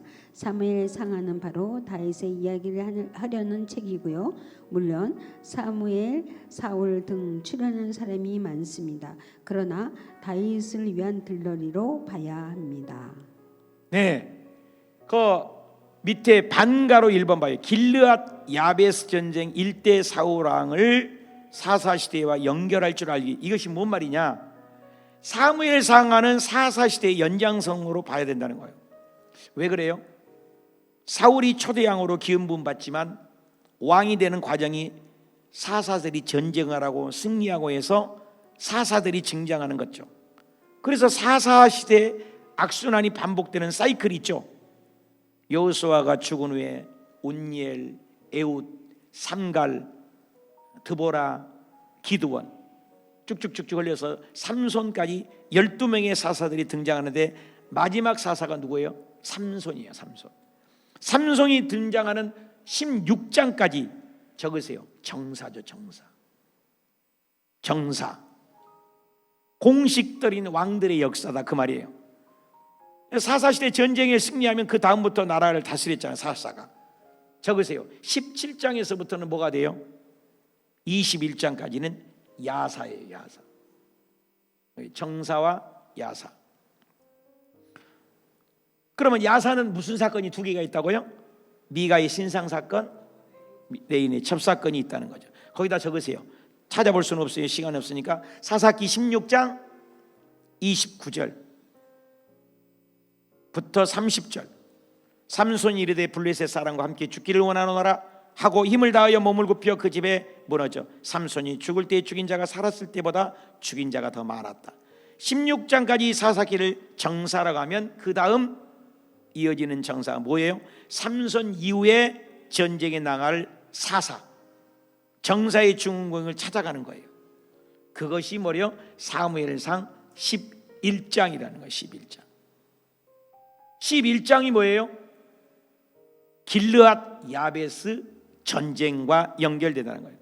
당시의 전쟁이에요. 그래서 거기에다가 기록만 해놓으십시다. 사무엘상 11장 참조 1절.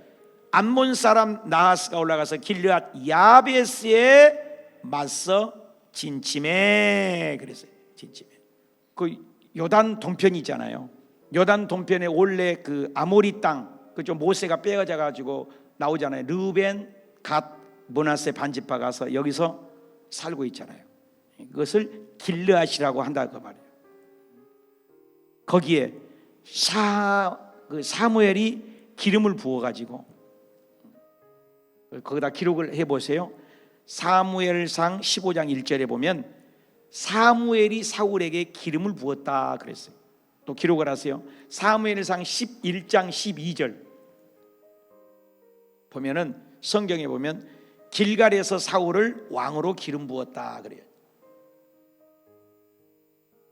그리고 11장 15절에 보면 성경 보세요. 11장 15절 모든 백성이 사울을 왕으로 삼고 길갈에서 여호와 앞에 화목제를 드리고 사울과 이스라엘 모든 사람이 거기서 크게 기뻐하니라. 사울을 정식으로 왕으로 된 거예요. 사울을 왕으로 등극시켰다는 거예요. BC 한 1050년으로 봐요.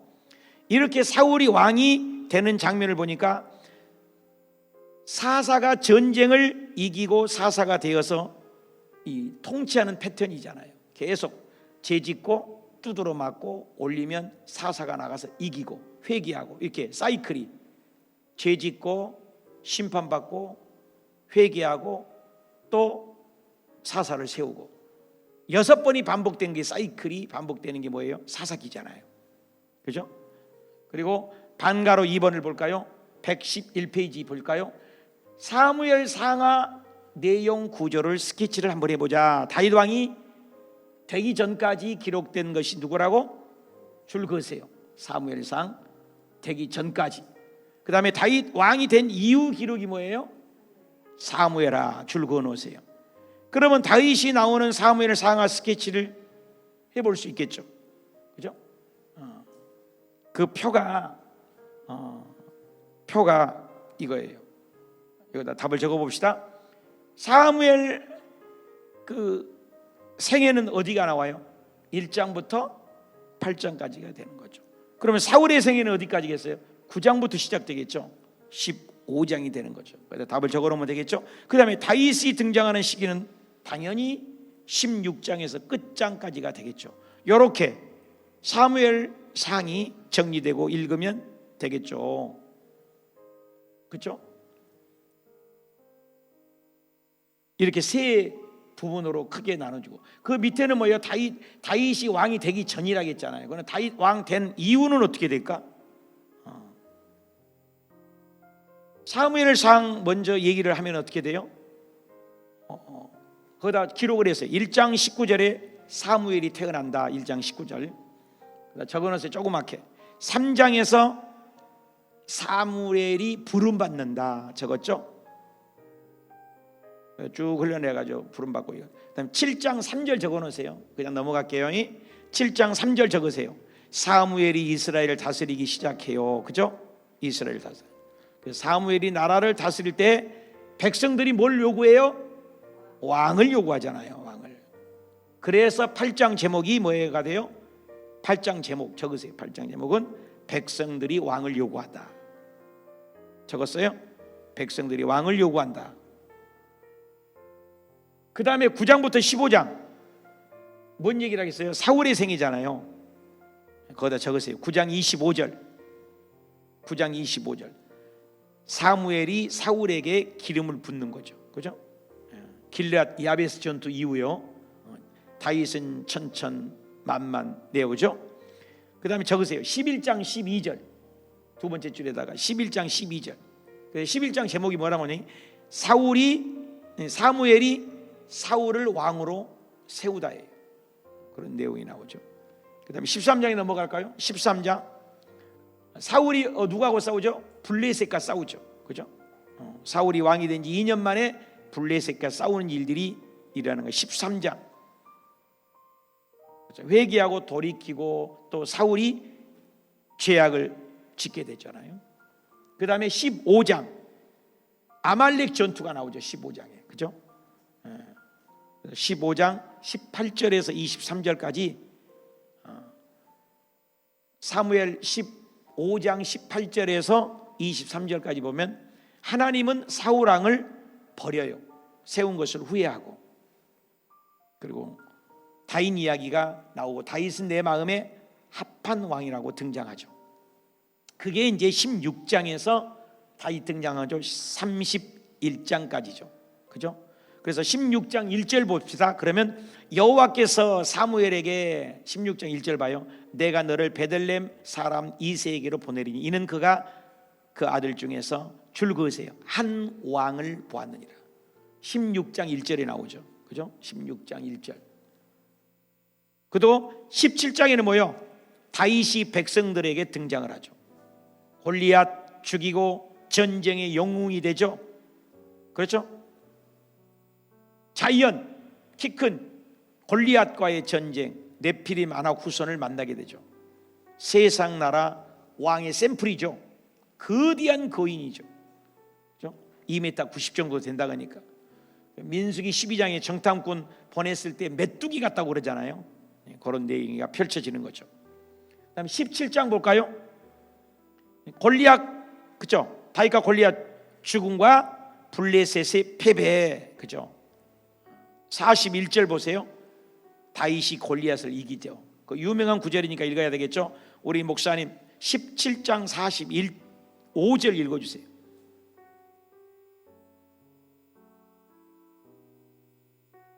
다 기록은 했어요. 17장 45절 사무엘상.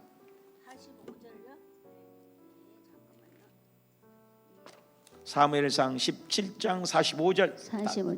다윗이 블레셋 사람에게 이르되 너는 칼과 창과 단창으로 내게 나오거니 나는 만군의 여호와 이름 내가 모욕하는 이스라엘 군대의 하나님 이름으로 내게 나가노라.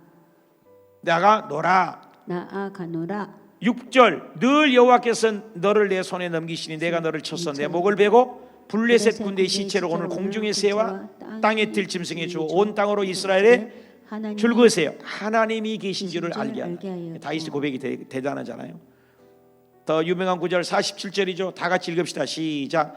또 여호와의 구원하심은 뭐예요? 칼과 창에 있지 아니하고 이 무리로 알게 하게 하여 전쟁은 여호와께 속한 그가 너를 우리 손에 넘기시리라. 여러분 너무 놀라운 고백이잖아요. 우리도 이런 고백이 오늘날 필요하지 않아요? 암흑 시대에 사사 시대에 다윗이 어떻게 이렇게 신앙의 고백을 하나님에 대한 신뢰 고백이 있었을까요? 다윗이 사사 시대의 사람인데 그저 어두운 시대이잖아요. 레인도 엉망 아니에요? 사사도 엉망 아닙니까? 이런 온탁한 시대에 다윗의 영성이 부럽지 않아요? 그것은 사무엘의 미스바 부흥 운동이라고 본다는 거죠. 사무엘이 블레셋에게 빼앗긴 법궤를 되찾고 이때부터 몇 년, 20년 계속 말씀 운동이 일어났다는 거죠. 이때 다윗도 이런 분위기에 힘입어서 다윗도 모세 오경을, 이스라엘은요 10대 모세 오경을 다 외워요. 그러니까 다윗도 그때 모세 오경을 읽으면서 골리앗을 물리친 다윗의 국민적 영웅이죠. 사울은 천천, 다윗은 만만. 그런데 이때부터 사울의 질투가 시작되죠. 다윗은 지명 수배자가 되죠. 이때 다윗의 나이를 20대 초반, 10년을 쫓겨다니죠. 사람들이 다윗 주변에 모여드는데 주로 어떤 사람들이 다윗에 환난당하고 빚지고 원통한 자들이, 그죠? 사회 외곽지대죠. 소외된 사람들이죠.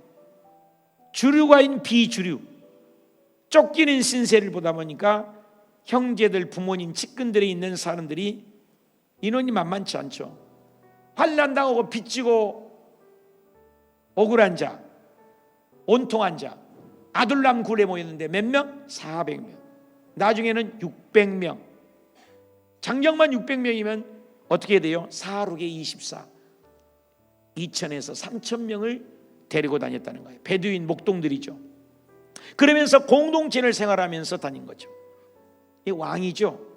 나중에 통일한국을 이루다 보니까 이 사람들이 나중에는 그렇게 환난당하고 빚지고 온통하자고 별 볼 없는 비주류들이 어떻게 돼요? 나라의 주역들이 되잖아요. 훌륭한 전쟁을 할 수 있는 것은 장술이 되고 지략이 되고 훌륭한 사람들이 됩니다. 이 사회에 비주류에 속해 있던 사람들이 다윗과 같이 다니면서 이런 훌륭한 나라를 통치할 수 있는 사람들이 되는 것을 보면 다윗은 굉장한 통치력이 있었고 하나님의 말씀에 능한 실력자였다는 거죠. 다윗이 20세에 이런 실력을 갖췄다는 것은 대단한 거죠. 사무엘 30장 26절 다 찾아보세요. 사무엘 30장 쭉 넘어가요. 30장 26절 자 봅시다. 줄 그으시고 30장 26절 적으시고 다윗이 시글락에 이르러 전리품을 그의 친구 유다 장로들에게 보내어 이르되 보라 여호와의 원수들에게 탈취한 것을 너희에게 뭐 한다고요? 선사하노라. 다윗이 지금까지 자기한테 몰려온 600명 군인들 가족까지 몇 명? 3,000명 베두인 떠돌아다니면서 주변 이방 나라들과 끊임없이 전쟁을 하죠. 전쟁 안 하면 먹고 살 수가 없죠.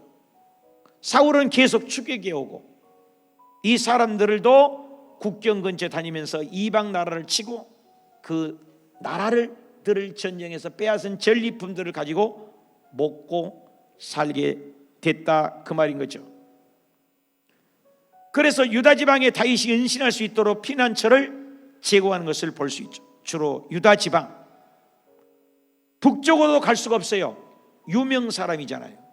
모든 국민이 다윗을 천천만만 노래를 불렀잖아요. 그래도 유다 지파에서 다윗을 숨겨주는 은신처를 제공하기도 하고. 여러분 그 옆장 뒷장 바로 넘어가 봐요. 31장 6절 보세요. 31장 6절. 사울과 그의 세 아들과 무기를 든 자와 그의 모든 사람이 다 그날에 뭐요? 함께. 사울의 말로는 뭐요? 죽었어요. 다 죽었어요. 근데 다윗의 나이가 이때 나이가 적어 놓으세요. 30세예요. 30세. 그래서 블레셋이 사울을 이기니까 사울의 목을 베 가지고 시체는 벳산 성벽에다 걸어 놓았습니다.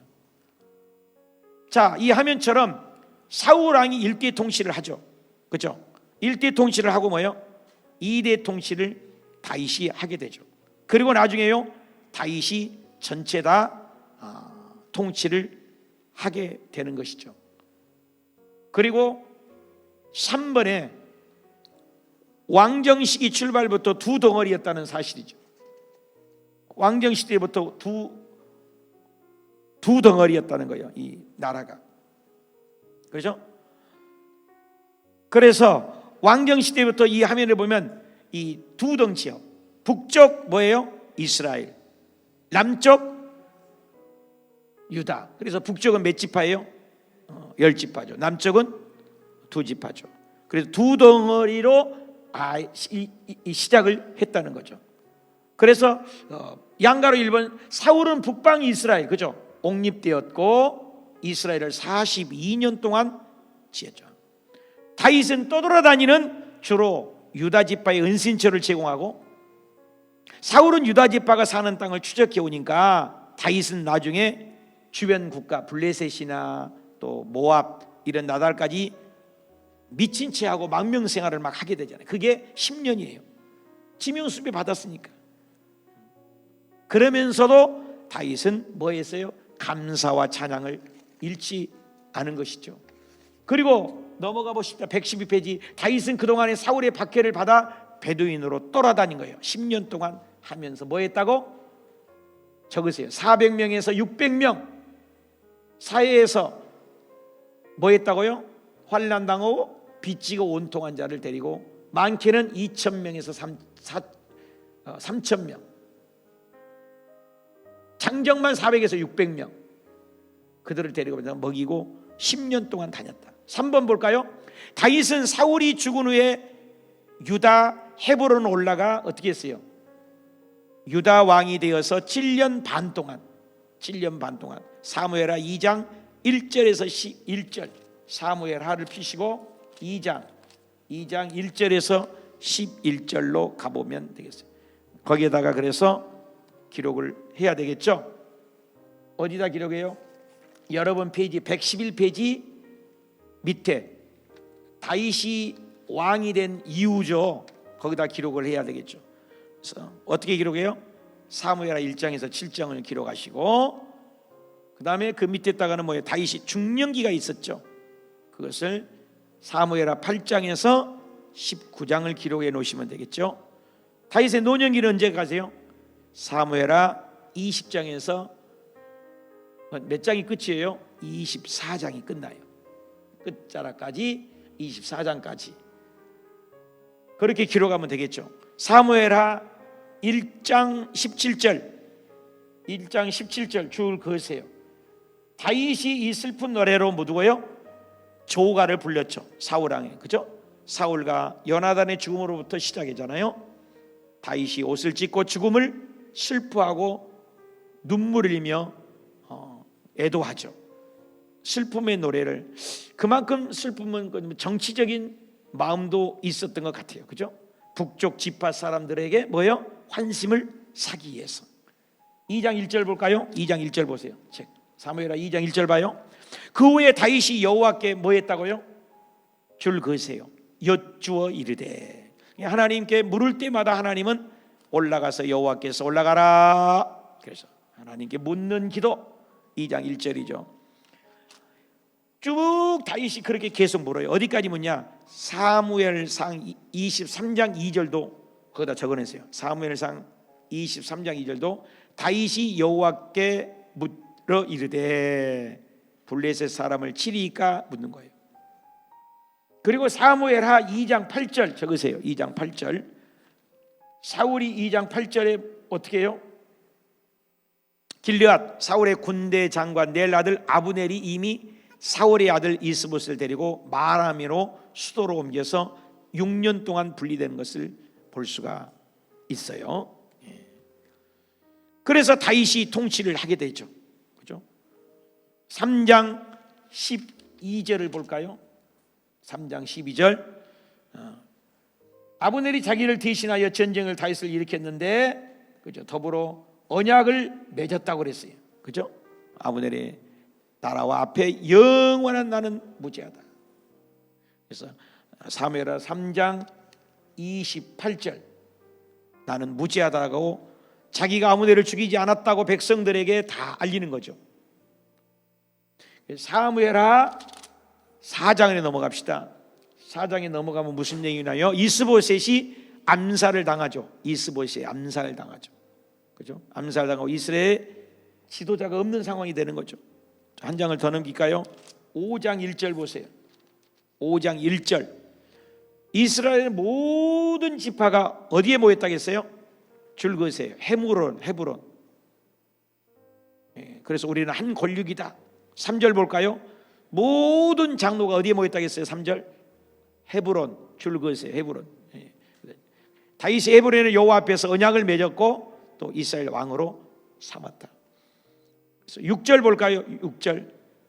여부스족이 살고 있다는 것을 알 수 있죠. 6절. 그렇죠? 여부스족이 살고 있다는 걸. 그래서 6장에 넘어가 보세요. 5장하고 6장에 넘어가세요. 6장에는 무슨 내용이요?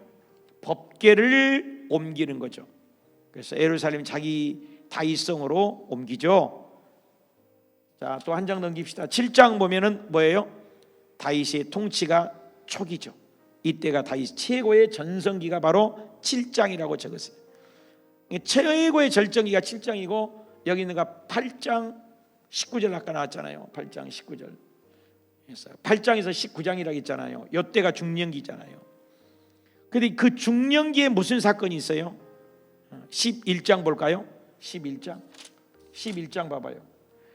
다윗이 점점 왕성하니까 무슨 사건이 11장에 나타나요? 밧세바 사건이죠. 잘 나갈 때 조심해야 돼요. 엄청난 시련을 겪게 되고 계속 겪게 되죠. 11장부터 쭉 그런 내용이 나오고 15장 볼까요? 압살롬 아들이 다윗을 쫓게 되고 이러는 엄청난 일이 일어나게 되죠. 그래서 아들에게 내란이 일어나죠. 압살롬이. 중년기가 참 무서운 거예요. 19장 볼까요? 19장 쭉 그런 내용이에요. 19장까지 그런 내용이에요. 자, 다윗의 노년기를 한번 봅시다. 자, 사무엘하 정리합시다. 20장에서 24장까지. 자, 압살롬 반역 과정이 돌아오고 북쪽 세바가 반역하고 이때 열지파가 가담을 했죠. 그죠? 다윗이 사적 중에 가장 중요한 내용이죠. 그 내용이 23장에 보면 다윗의 마지막 말을 해요. 23장 8절 한번 볼까요? 23장 8절에 다윗이 용사들의 이름은 이러하니라 그러면서 에센 사람 지휘관 23장 8절 용사들을 어떻게 치리하는지를 지도자로서 쭉 나오죠. 쭉 계속 나오다가 24장에 가보면 다윗이 실수를 하는 것이 24장이죠. 뭐죠? 인구조사. 인구조사를 징벌을 당해서 칼이 멈추는 장소가 성전터가 되죠. 그게 어디죠? 아라우나 오베데돔의 타작마당. 지금도 이스라엘 성전이 그 땅에 있잖아요. 지금은 이스라엘 성전이잖아요. 성전의 싸움이잖아요. 다 연결이 되죠. 이렇게 다윗의 노년기를 보여주는 사무엘하가 끝나요. 그러면 이 사무엘 상하를 읽어봐서 다윗의 영성을 제대로 알 수가 있냐? 없다 그 말이에요. 그래서 4번이 나오는 거예요. 112페이지 4번. 사사시대 배경 속에서 다윗의 영성을 볼 줄 아는 안목을 가져야 된다. 다윗의 모델로 보는 다윗이 정말 그런 왕으로 모델이 될 만한가? 다윗의 진술을 맛보려면 뭘 읽어라? 시편. 그래서 다윗은 시편의 사람이다 그 말이요. 사무엘 상하 배경으로 읽어가면서 사무엘 상하와 함께 뭘 읽어야 이해가 빠르다? 시편을 끼어 읽어야 이렇게 쫓김 받을 때 이런 시를 지었구나. 그래서 다윗은 시편의 사람. 시편의 사람. 150편의 시편 중에 74편 다윗이 썼다는 표 제목을 달고 있어요. 몇 편이요? 74편. 150편, 절반 이상. 다윗은 전쟁에도 능한 사람이죠. 장군이 시를 쓰고 또 악기도 다루죠. 감정적이죠. 다재다능한 사람이 다윗이에요. 시편을 읽어보면 양을 치던 10대 어린 나이에 목동 생활하면서 뭐예요? 하프를 타면서 시를 쓰고 하나님과의 깊은 교제를 했다는 것을 볼 수 있죠. 사자와 곰의 발톱에서 자기를 보호하셨다는 고백을 봐서도 다윗은 극한 두려움 속에서도 철저한 하나님을 의지했다는 믿음의 담력, 믿음의 용장, 믿음의 거성. 그래서 사자의 곰 발톱에서 자기 양새끼를 구했다고 고백해요. 그때부터 10대부터 다윗은 능한 장군이 될 만한 힘이 이미 10대에 다 길러졌구나. 20대에 보면 사울의 지명수매를 당하면서도 계속 도망다니면서 극한 고난을 당하는데도 대응하지 않아요. 하나님께 맡겨요. 그러면서 기도하고 노래하고 시를 쓰면서 다윗이 영성으로 깊어진 것을 알 수 있죠. 시가 그냥 나오는 게 아니잖아요. 내가 경험하고 내가 체험하고 내가 농축된 글이 나오는 게 시 아니에요? 죽음의 그림자를 만나면서 내 절박한 처절한 질곡 속에서 경험한 그 절망과 배신, 아픔과 고난, 고뇌와 기쁨, 감사와 이 모든 것이 어우러져서 시가 우리 손에 들려진 것이 다윗의 74편의 시. 정말 다윗은 다윗이 경험한 하나님 얼마나 깊고 넓은지 정말 다윗은 풍성한 하나님을 경험했구나. 시편을 읽어야죠. 이 시편은 영성 덩어리. 그러면서 다윗의 삶을 만드는 뿌리가 말씀에 곳곳에 스며 있는 시편. 내가 주의 하로 묵상한다. 내가 주의 말씀을 읊조린다. 내가 종일 주를 찬양한다. 철저히 다윗은 시에도 말씀의 사람이었어요. 그 중에 크라이막스의 시가 몇 편 같아요? 119편이죠. 다윗이 쓴 시가 가장 크라이막스는 무슨 시? 119편. 시가 맞냐 안 맞냐 영성도 있지만 맞죠. 119편의 성경의 가장 긴 장이고 가장 중간 지점이 119편이에요. 그리고 가장 긴 절이죠. 176절까지 있죠.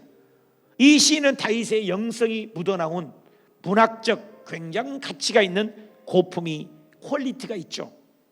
히브리어 알파벳 순서로 알렙, 벳, 김멜 그 알파벳 순서를 가지고 시를 한 절 한 절 음률을 맞춰서 문학에 맞춰서 시를 쓰면서도 1절에는 율법, 2절에는 증거, 3절에는 주의 도, 4절에는 주의 법도, 6절에는 계명, 7절에는 의로운 판단, 8절에는 주의 율례, 10절에는 계명, 11절에는 말씀. 9절마다 반복되는 것은 말씀, 의, 주의 도, 주의 법, 계명, 의로운 판단, 주의 율례, 계명, 말씀. 그 말씀을 표현해서 하나님의 말씀을 단어 하나로 여러 표현을 하는 거예요. 얼마나 주의 말씀을 사랑했으면, 얼마나 주의 말씀을 감상했으면 이런 글을 쓸 수 있느냐. 그런데 그 시대에 말씀이 무엇이에요? 모세 오경뿐이었잖아요. 그때까지 모세 오경만 있었잖아요. 율법은 종교적인 거라고 생각하잖아요. 아니다, 이 율법은 나라의 헌법이다. 이 나라를 어떻게 유지해 나갈 것인가. 이 구체적인 모세 오경이 민법, 형법, 토지법, 이웃의 관계법, 배상법, 이런 구체적인 것들이 다 들어간 것이 모세오경이다. 모세오경을 통달한 자면 아니면 이런 시가 나올 수가 없다는 거죠. 레인조차도 십계명을 모르는 암울한 시대, 레인조차도 말씀을 등한히 한 사사시대, 모두가 여기 봐도 깜깜하고 오늘 21세기에 살아가는 이 시대도 얼마나 유튜브를 보면 세상이 즐비하고 가난, 풍습이 즐비하고 그렇잖아요. 우리에게 영성을 자극하지 않잖아요. 달콤하고 현실적이고 일시적이고 순간적이고 쾌락적인 것들이 우리의 말초신경을 자극하잖아요. 이런 때 사사시대하고 똑같잖아요. 사사시대 깜깜해요. 레인저트도 48개 성을 다며 말씀을 전하는 그렇지 못하고 레인뿐입니까? 사사시대 그 어느 것 하나 보잘것없는 이 시대에 한 구석에서 하나님의 말씀인 모세응의를 읊조리며 하나님 말씀이 생명이라고 생각하고 말씀 속의 찬양을, 말씀 속의 시를, 말씀 속에 하나님을 높이는 사람, 정도를 걷는 사람 다윗의 영성은 사사시대로 봉하여 그 진가를 발휘할 수 있고, 사사시대 읽으면서 시편을 읽을 때 아니 이 어두운 시대에도 하나님의 사람 보석처럼 찬란하게 빛을 발하고 먹장구름이 잔뜩 끼어도 찬란하게 빛난 태양빛이 빛나고 있듯이 오늘 우리에게도 이 어두운 시대에 7시간 기도하는 사람, 그잖아요. 7시간 기도하는 목사님, 여러분 주변에 한번 찾아보세요. 그런 사람을 찾고 있다는 거예요. 그래서 이번에 하나님 나라를 완성하는 대리 통치자로서 사무엘 하 7장 무엇을 근거로, 112페이지 2번입니다. 무엇을 근거로 다윗을 대리 통치자로 전형이라고 하는가? 다윗은 언약의 사람입니다. 적으세요. 다윗은 언약의 사람. 적으세요. 다윗은 성전 중심의 사람입니다. 적으세요. 다윗은 말씀의 사람입니다. 적으세요. 다윗은 영성의 사람입니다. 적으세요. 다윗은 시편의 사람입니다. 다윗은 언약의 사람, 그 언약을 귀하게 여기는 사람. 다윗이 여부스 예루살렘 예터죠 정복하고 수도로 삼은 다음에 사사시대에 아비나답 집에 보관하였던 하나님의 법궤를 몇 명? 3만 명을 동원해서, 여러분 법궤 하나 그 4명이 들을 수 있어요. 4명이 2명이도 들을 수 있어요. 그 법궤 하나, 하나님의 임재, 하나님의 자소, 하나님의 통치, 하나님의 능력, 하나님의 임재를 쉐킨하신 하나님을 믿기에 법궤 하나로 보지 않고 오늘날 교회로 건물로 보지 않는 듯이 그 법궤 하나를 모시는데 몇 명? 3만 명. 여러분 그걸 그냥 넘어가야 되겠어요? 그 다윗의 영성이 거기서 나오잖아요. 묻어나오잖아요. 나는 백향목국에 살고 있거늘 내 하나님의 궤는 휘장 가운데 있도다. 이 말을 하나님이 들으셨다는 거죠. 사무엘하 7장 1절을 다 같이 찾으세요.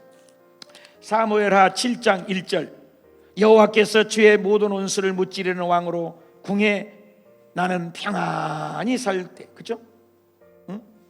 2절 보세요. 왕은 다윗은 나는 백향목 궁에 살거늘 즐거우세요. 하나님의 궤는 즐거우세요. 눈물 나지 않아요? 다윗의 이 마음을 주님이 보신 거예요. 하나님을 사랑하는 그 마음. 나는 백향목굴에, 우리 고수교회 그래요. 자기 집은 100평에 사는 사람이 있어요. 우리 교회가 더 적어요.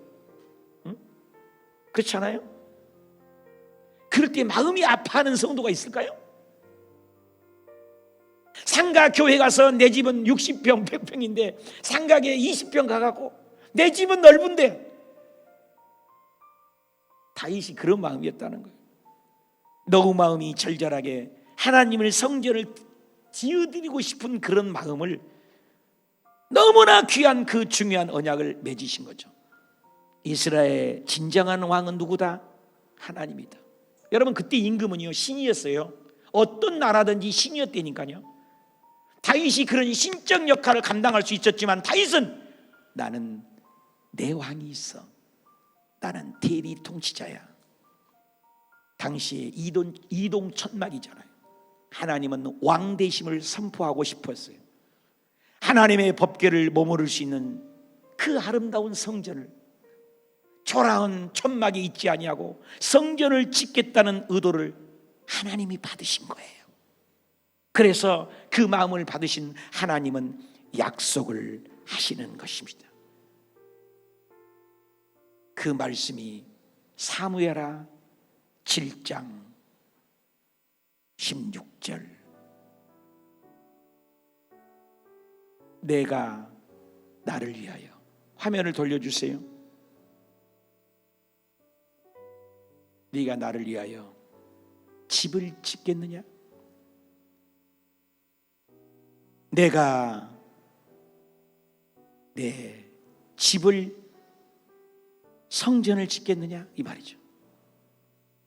내 집과 내 나라는 영원히 있게 하겠다. 네가 내 집을, 성전을 짓는다고? 하나님이 감동을 본 거예요. 내가 네 가문의 왕조, 다이너스티, 영원히, 네가 나를 그렇게 사랑해? 하나님이 하신 거죠. 이 영원한 나라, 하나님 나라. 이 영원한 나라 개념은 하나님 나라만 영원한 나라다. 창세기부터 시작된 나라는 다 없어지죠. 창세기부터 시작한 나라는 다 사라지죠. 애굽, 아수르, 페르시아, 메데바사, 헬라, 로마, 모든 제국은 다 없어질 것이다. 그런데 다윗에게 영원한 나라를 하나님이 약속했죠. 이 약속이 이루어진 것을 다윗의 왕조를 통해서 누가 오신다? 예수 그리스도. 이 언약이 아브라함과 맺은 언약만큼 위대하고, 아브라함과 맺은 언약만큼도 더 위대하고 찬란하게 완성되며 꽃을 피운 다윗의 언약, 그리스도로 영원한 나라를 향한 새로운 출발이 되는 그런 언약이 유명한 사무엘하 7장 16절. 아브라함과 맺었던 언약, 야곱과 맺었던 언약, 아니 다윗에게 언약에 집중된 언약. 그래서 북쪽은 왕조가 9번 10번 왕조가 바뀌고 끝없이 멸망을 추락하고 가지만 다윗 왕조를 통하여 흐르는 남유다는 하나 변하지 않아요. 결코 망하지 않습니다. 이 약속대로 북왕국 왕조가 9번 바뀌지만 예수 그리스도를 쫓아가는 남유다는 왕조가 바뀌지 않는 예수 그리스도, 다윗의 자손 예수여라고 불러요. 예수 앞에 붙는 단어 그냥 수식어가 아니라는 거예요. 하나님을 사랑하는 그 마음. 다윗 조상, 다윗의 자손, 얼마나 다윗을 받았으면 다윗 왕위를 이어오실 예수 그리스도의 왕이신 그분 앞에 붙여서 신약에 다윗의 자손 예수 그리스도. 다윗은 성전 중심의 사람, 다윗은 성전 건축을 꿈꾸는 사람, 진짜 왕은 하나님이라고 인정하는 사람, 하나님의 통치, 하나님의 자소 성전을 인정하는 사람. 나는 대리 통치자다. 하나님, 제가 성전을 지어 드릴 테니 성전에 거하시면서 이 나라를 통치하여 주십시오. 하나님 말씀대로 다윗은 그대로 따르겠습니다. 저는 이 마음이 대리 통치자에 불과합니다. 진짜 왕은 하나님입니다. 그래서 하늘 대신 천자, 진짜 왕은 하나님입니다. 아담 PhD 논문으로 왕되다. 그래서 하나님. 그래서 다윗은 대리 통치자입니다. 아담 왕권을 이임받을 때 대리 통치자 개념으로 이임받았거든요. 아담, 네가 모든 것을 다스리고 있어. 그런데 진짜 왕은 나다. 내가 창조 원리대로 내 뜻을 다스려야 하지, 내 뜻대로 다스리면 안 돼. 통치 원리, 너는 나다. 사랑으로만 통치하라. 그리고 왕권을 이음받았던 것을 다윗은 알았어요. 그렇기 때문에 다윗이 성전을 짓고 싶었어요. 다윗이 출애굽기에 성전을 만드는 것을 굉장히 연구한 것을 알 수 있어요. 왜? 출애굽기를 알았기 때문에. 각종 식양, 성전 만든 재료, 그리고 기도하면서 설계도를 다 갖고 있었어요. 청사진을 가지고 솔로몬에게 주잖아요. 성령님이 충만한 사람이에요. 그래서 솔로몬에게 주잖아요. 역대상 28장 9장에 보면 나오잖아요. 자기가 너무너무 성전을 짓고 싶은데 하나님이 못 짓게 하니까 간절한 마음으로 모든 성전 짓는 재료를 다 준비만 하잖아요.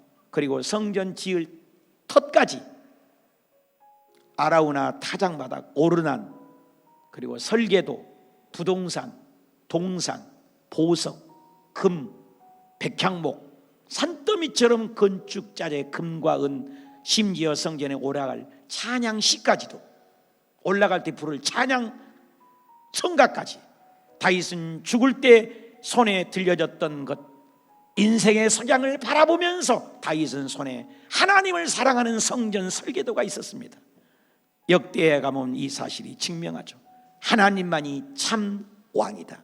그는 진정한 하나님의 왕으로 살고 싶었어. 그래서 하나님은 다윗을 무엇을 하고 얘기합니까? 모델로 띄우십니다. 이것이 다윗의 깃발입니다. 다윗은 모델입니다. 다윗은 표준입니다. 다윗은 왕의 표상입니다. 앞으로 이제 전개될 모든 왕들은 다윗처럼 살면 됩니다. 하나님 나라 완성의 깃발은 뭡니까? 암울하고 절망적인 사사시대, 사명을 감당하지 못한 레인, 그 어둡고 캄캄하고 질퍽이는 삶 속에 찬란하게 보석처럼 빛나는 사람 다윗, 아브라함에게 모세에게 약속했던 제사장의 모델 국가, 이상 국가, 하나님 나라를 찬란하게 역사를 드디어 다윗 시대에 완성됩니다. 그것이 5번입니다. 다윗 읽다가 시편을 끼어 읽다. 1번, 다윗에게 일어난 실제 사건이 시편을 끼어 읽는 부분입니다. 그래서 여기다가 적어 놓으세요. 내비게이션 157페이지 읽을 것, 160페이지까지 읽을 것 거기다 적어놔요. 그래서 몇 구절만 거기다가 사인하고 넘어가도록 합니다. 그래서 사무엘 하를 읽을 때는 꼭 끼어 읽어야 할 책들, 시편하고 연결돼서 시간이 없으니 찾아보면 좋겠지만 우리가 시간이 없으니까 시편에 한번 적어보세요. 사무엘상 21장하고 적었어요? 사무엘상 21장하고 시편 34편 56편을 읽자. 망령생활하고 이리저리 헤매는 불쌍한 다윗. 사무엘상 21장하고 어디하고요? 시편 34편 56편. 두 번째, 사무엘상 22장하고 시편 52편 57편, 사울의 눕당의 제사장들과 다윗을 보호해주는 85명이 학살된 내용. 세 번째, 사무엘상 23장하고 시편 54편, 그일라 주민을 블레셋으로부터 구원받는 사울이 피해 도주하는데요. 마지막 사무엘상 24장에서 시편 63편과 시편 142편을 함께 읽어야 다윗을 알 수 있게 됩니다. 다윗에 대해서 많은 정보를 또 하나의 성경책이 누구예요? 역대상하다. 그런데 시편을 우리가 여기서 다 읽는 것이 아니죠. 왜? 사무엘 상하에서 다 읽는 것이 아니고 남겨두었다가 역대상하 읽을 때 또다시 다윗이 조명하는 성전에 올라가는 노래 시편을 읽을 것이에요. 그래서 거기다 적으세요. 내비게이션 337페이지 참고하고. 그래서 성전 예배 문화, 결국은 에스라의 롤 모델이 로망이 누굽니까? 에스라가 롤 모델이 다윗이에요. 다윗. 그래서 다윗의 역사를 통해서 역대상하를 포로 귀환 시대 주 교재 텍스트로 쓴 거예요. 그걸 알고 성경을 봐야 돼요. 다윗과 같은 그런 나라를 자기 시대에도 이루고 싶은 사람이 에스라, 학사 에스라. 그래서 다윗을 모델로 삼아요. 그래서 다윗의 내용이 역대상하에는 밧세바 간음 사건이 있겠어요, 없겠어요? 그래서 없는 거예요. 이해가 가십니까? 치부를 드러내지 않는 거예요. 그걸 알고 왜 반복되냐고 보면 안 돼요. 서로 귀한 민족, 하나님 모르고 조상들을 모르는 그들에게 치부를 드러낼 필요는 없잖아요. 여러분, 우리 약점 없나요? 그래서 학사 에스라가 다윗이야말로 진정한 예수 그리스도의 모델이라는 거죠. 그래 모델로 보는 거예요. 그렇기 때문에 역대상하는 다윗을 그렇게 사랑하는 책이고, 그 중에서도 성전에 관한 내용들이 자세히 많이 써놓은 책이에요. 이것을 학사 에스라가 다윗을 연구해서 다윗 시대를 꿈꾸면서 뭐 했어요? 개혁 부흥이요. 개혁 부흥. 우리도 개혁 시대잖아요. 또 다시 시편, 또 다시 끼어 있는다는 그 말이에요. 그래서 7과 제목은 이해가 가요. 그런데 다윗, 너는 내 마음에 합한 모델 왕이다. 이해가 가십니까? 자, 마무리를 다 같이 읽으면서 마칩시다. 시작. 사사시대의 미가 신상의 사건이나 네이첩 사건의 무드 속에 다윗은 내가 해야 할 역할, 율법을 주야로 묵상하고 연구한 사람입니다. 기도의 사람이었습니다. 시편을 남긴 것은 깊은 기도의 사람이란 말입니다. 인생을 깊이 간조하며 체험한 문제들 하나님 앞에 되낸 사람이었습니다. 사사시대의 리들과 얼마나 대조됩니까? 같은 시대에 살면서도 말입니다. 하나님이 건설하고 싶었던 제사상 나라를 드디어 이뤄낸 왕입니다. 진정한 왕입니다. 이런 왕의 가문은 영원할 수밖에 없습니다. 구약에서 하나님 나라를 완성한 왕입니다. 성경은 사사시대를 실제로 남겨놓지 않았습니다. 꽃을 피워 열매를 가두어야 말았습니다. 이제 왕권은 신약의 예수의 왕권으로 이어집니다. 다윗의 사순으로 오시는 분이십니다. 그러나 결코 그의 후손이 될 수 없는 진정한 왕이신 하나님의 영권을 예표하는 왕이 되었습니다. 자, 이제 성경의 흐름은 열왕기상으로 넘어가게 됩니다. 왕사입니다. 이제 하나님의 왕사는 어떻게 흘러갈까요? 다윗을 기억한다는 말입니다. 모델은 탁 설정해 놓은 것입니다. 다윗은 모델이었습니다. 하나님 나라의 모델, 왕의 모델이었습니다. 창세기 시대에 시작된 하나님 나라는 드디어 다윗에게 그 꿈을 이루었습니다. 아멘. 8과 제목 살짝 들여다봅시다. 117페이지 시작. 다윗의 길로 안 가고 갔어요, 안 갔어요? 안 인간이 갔어요. 이러는 거예요. 다윗의 길로 갔다고 안 갔다고? 안 가고. 누구 길로 가버렸어요? 여로보암의 길, 아비로 가는 왕들아. 기도하겠습니다. 하나님 아버지,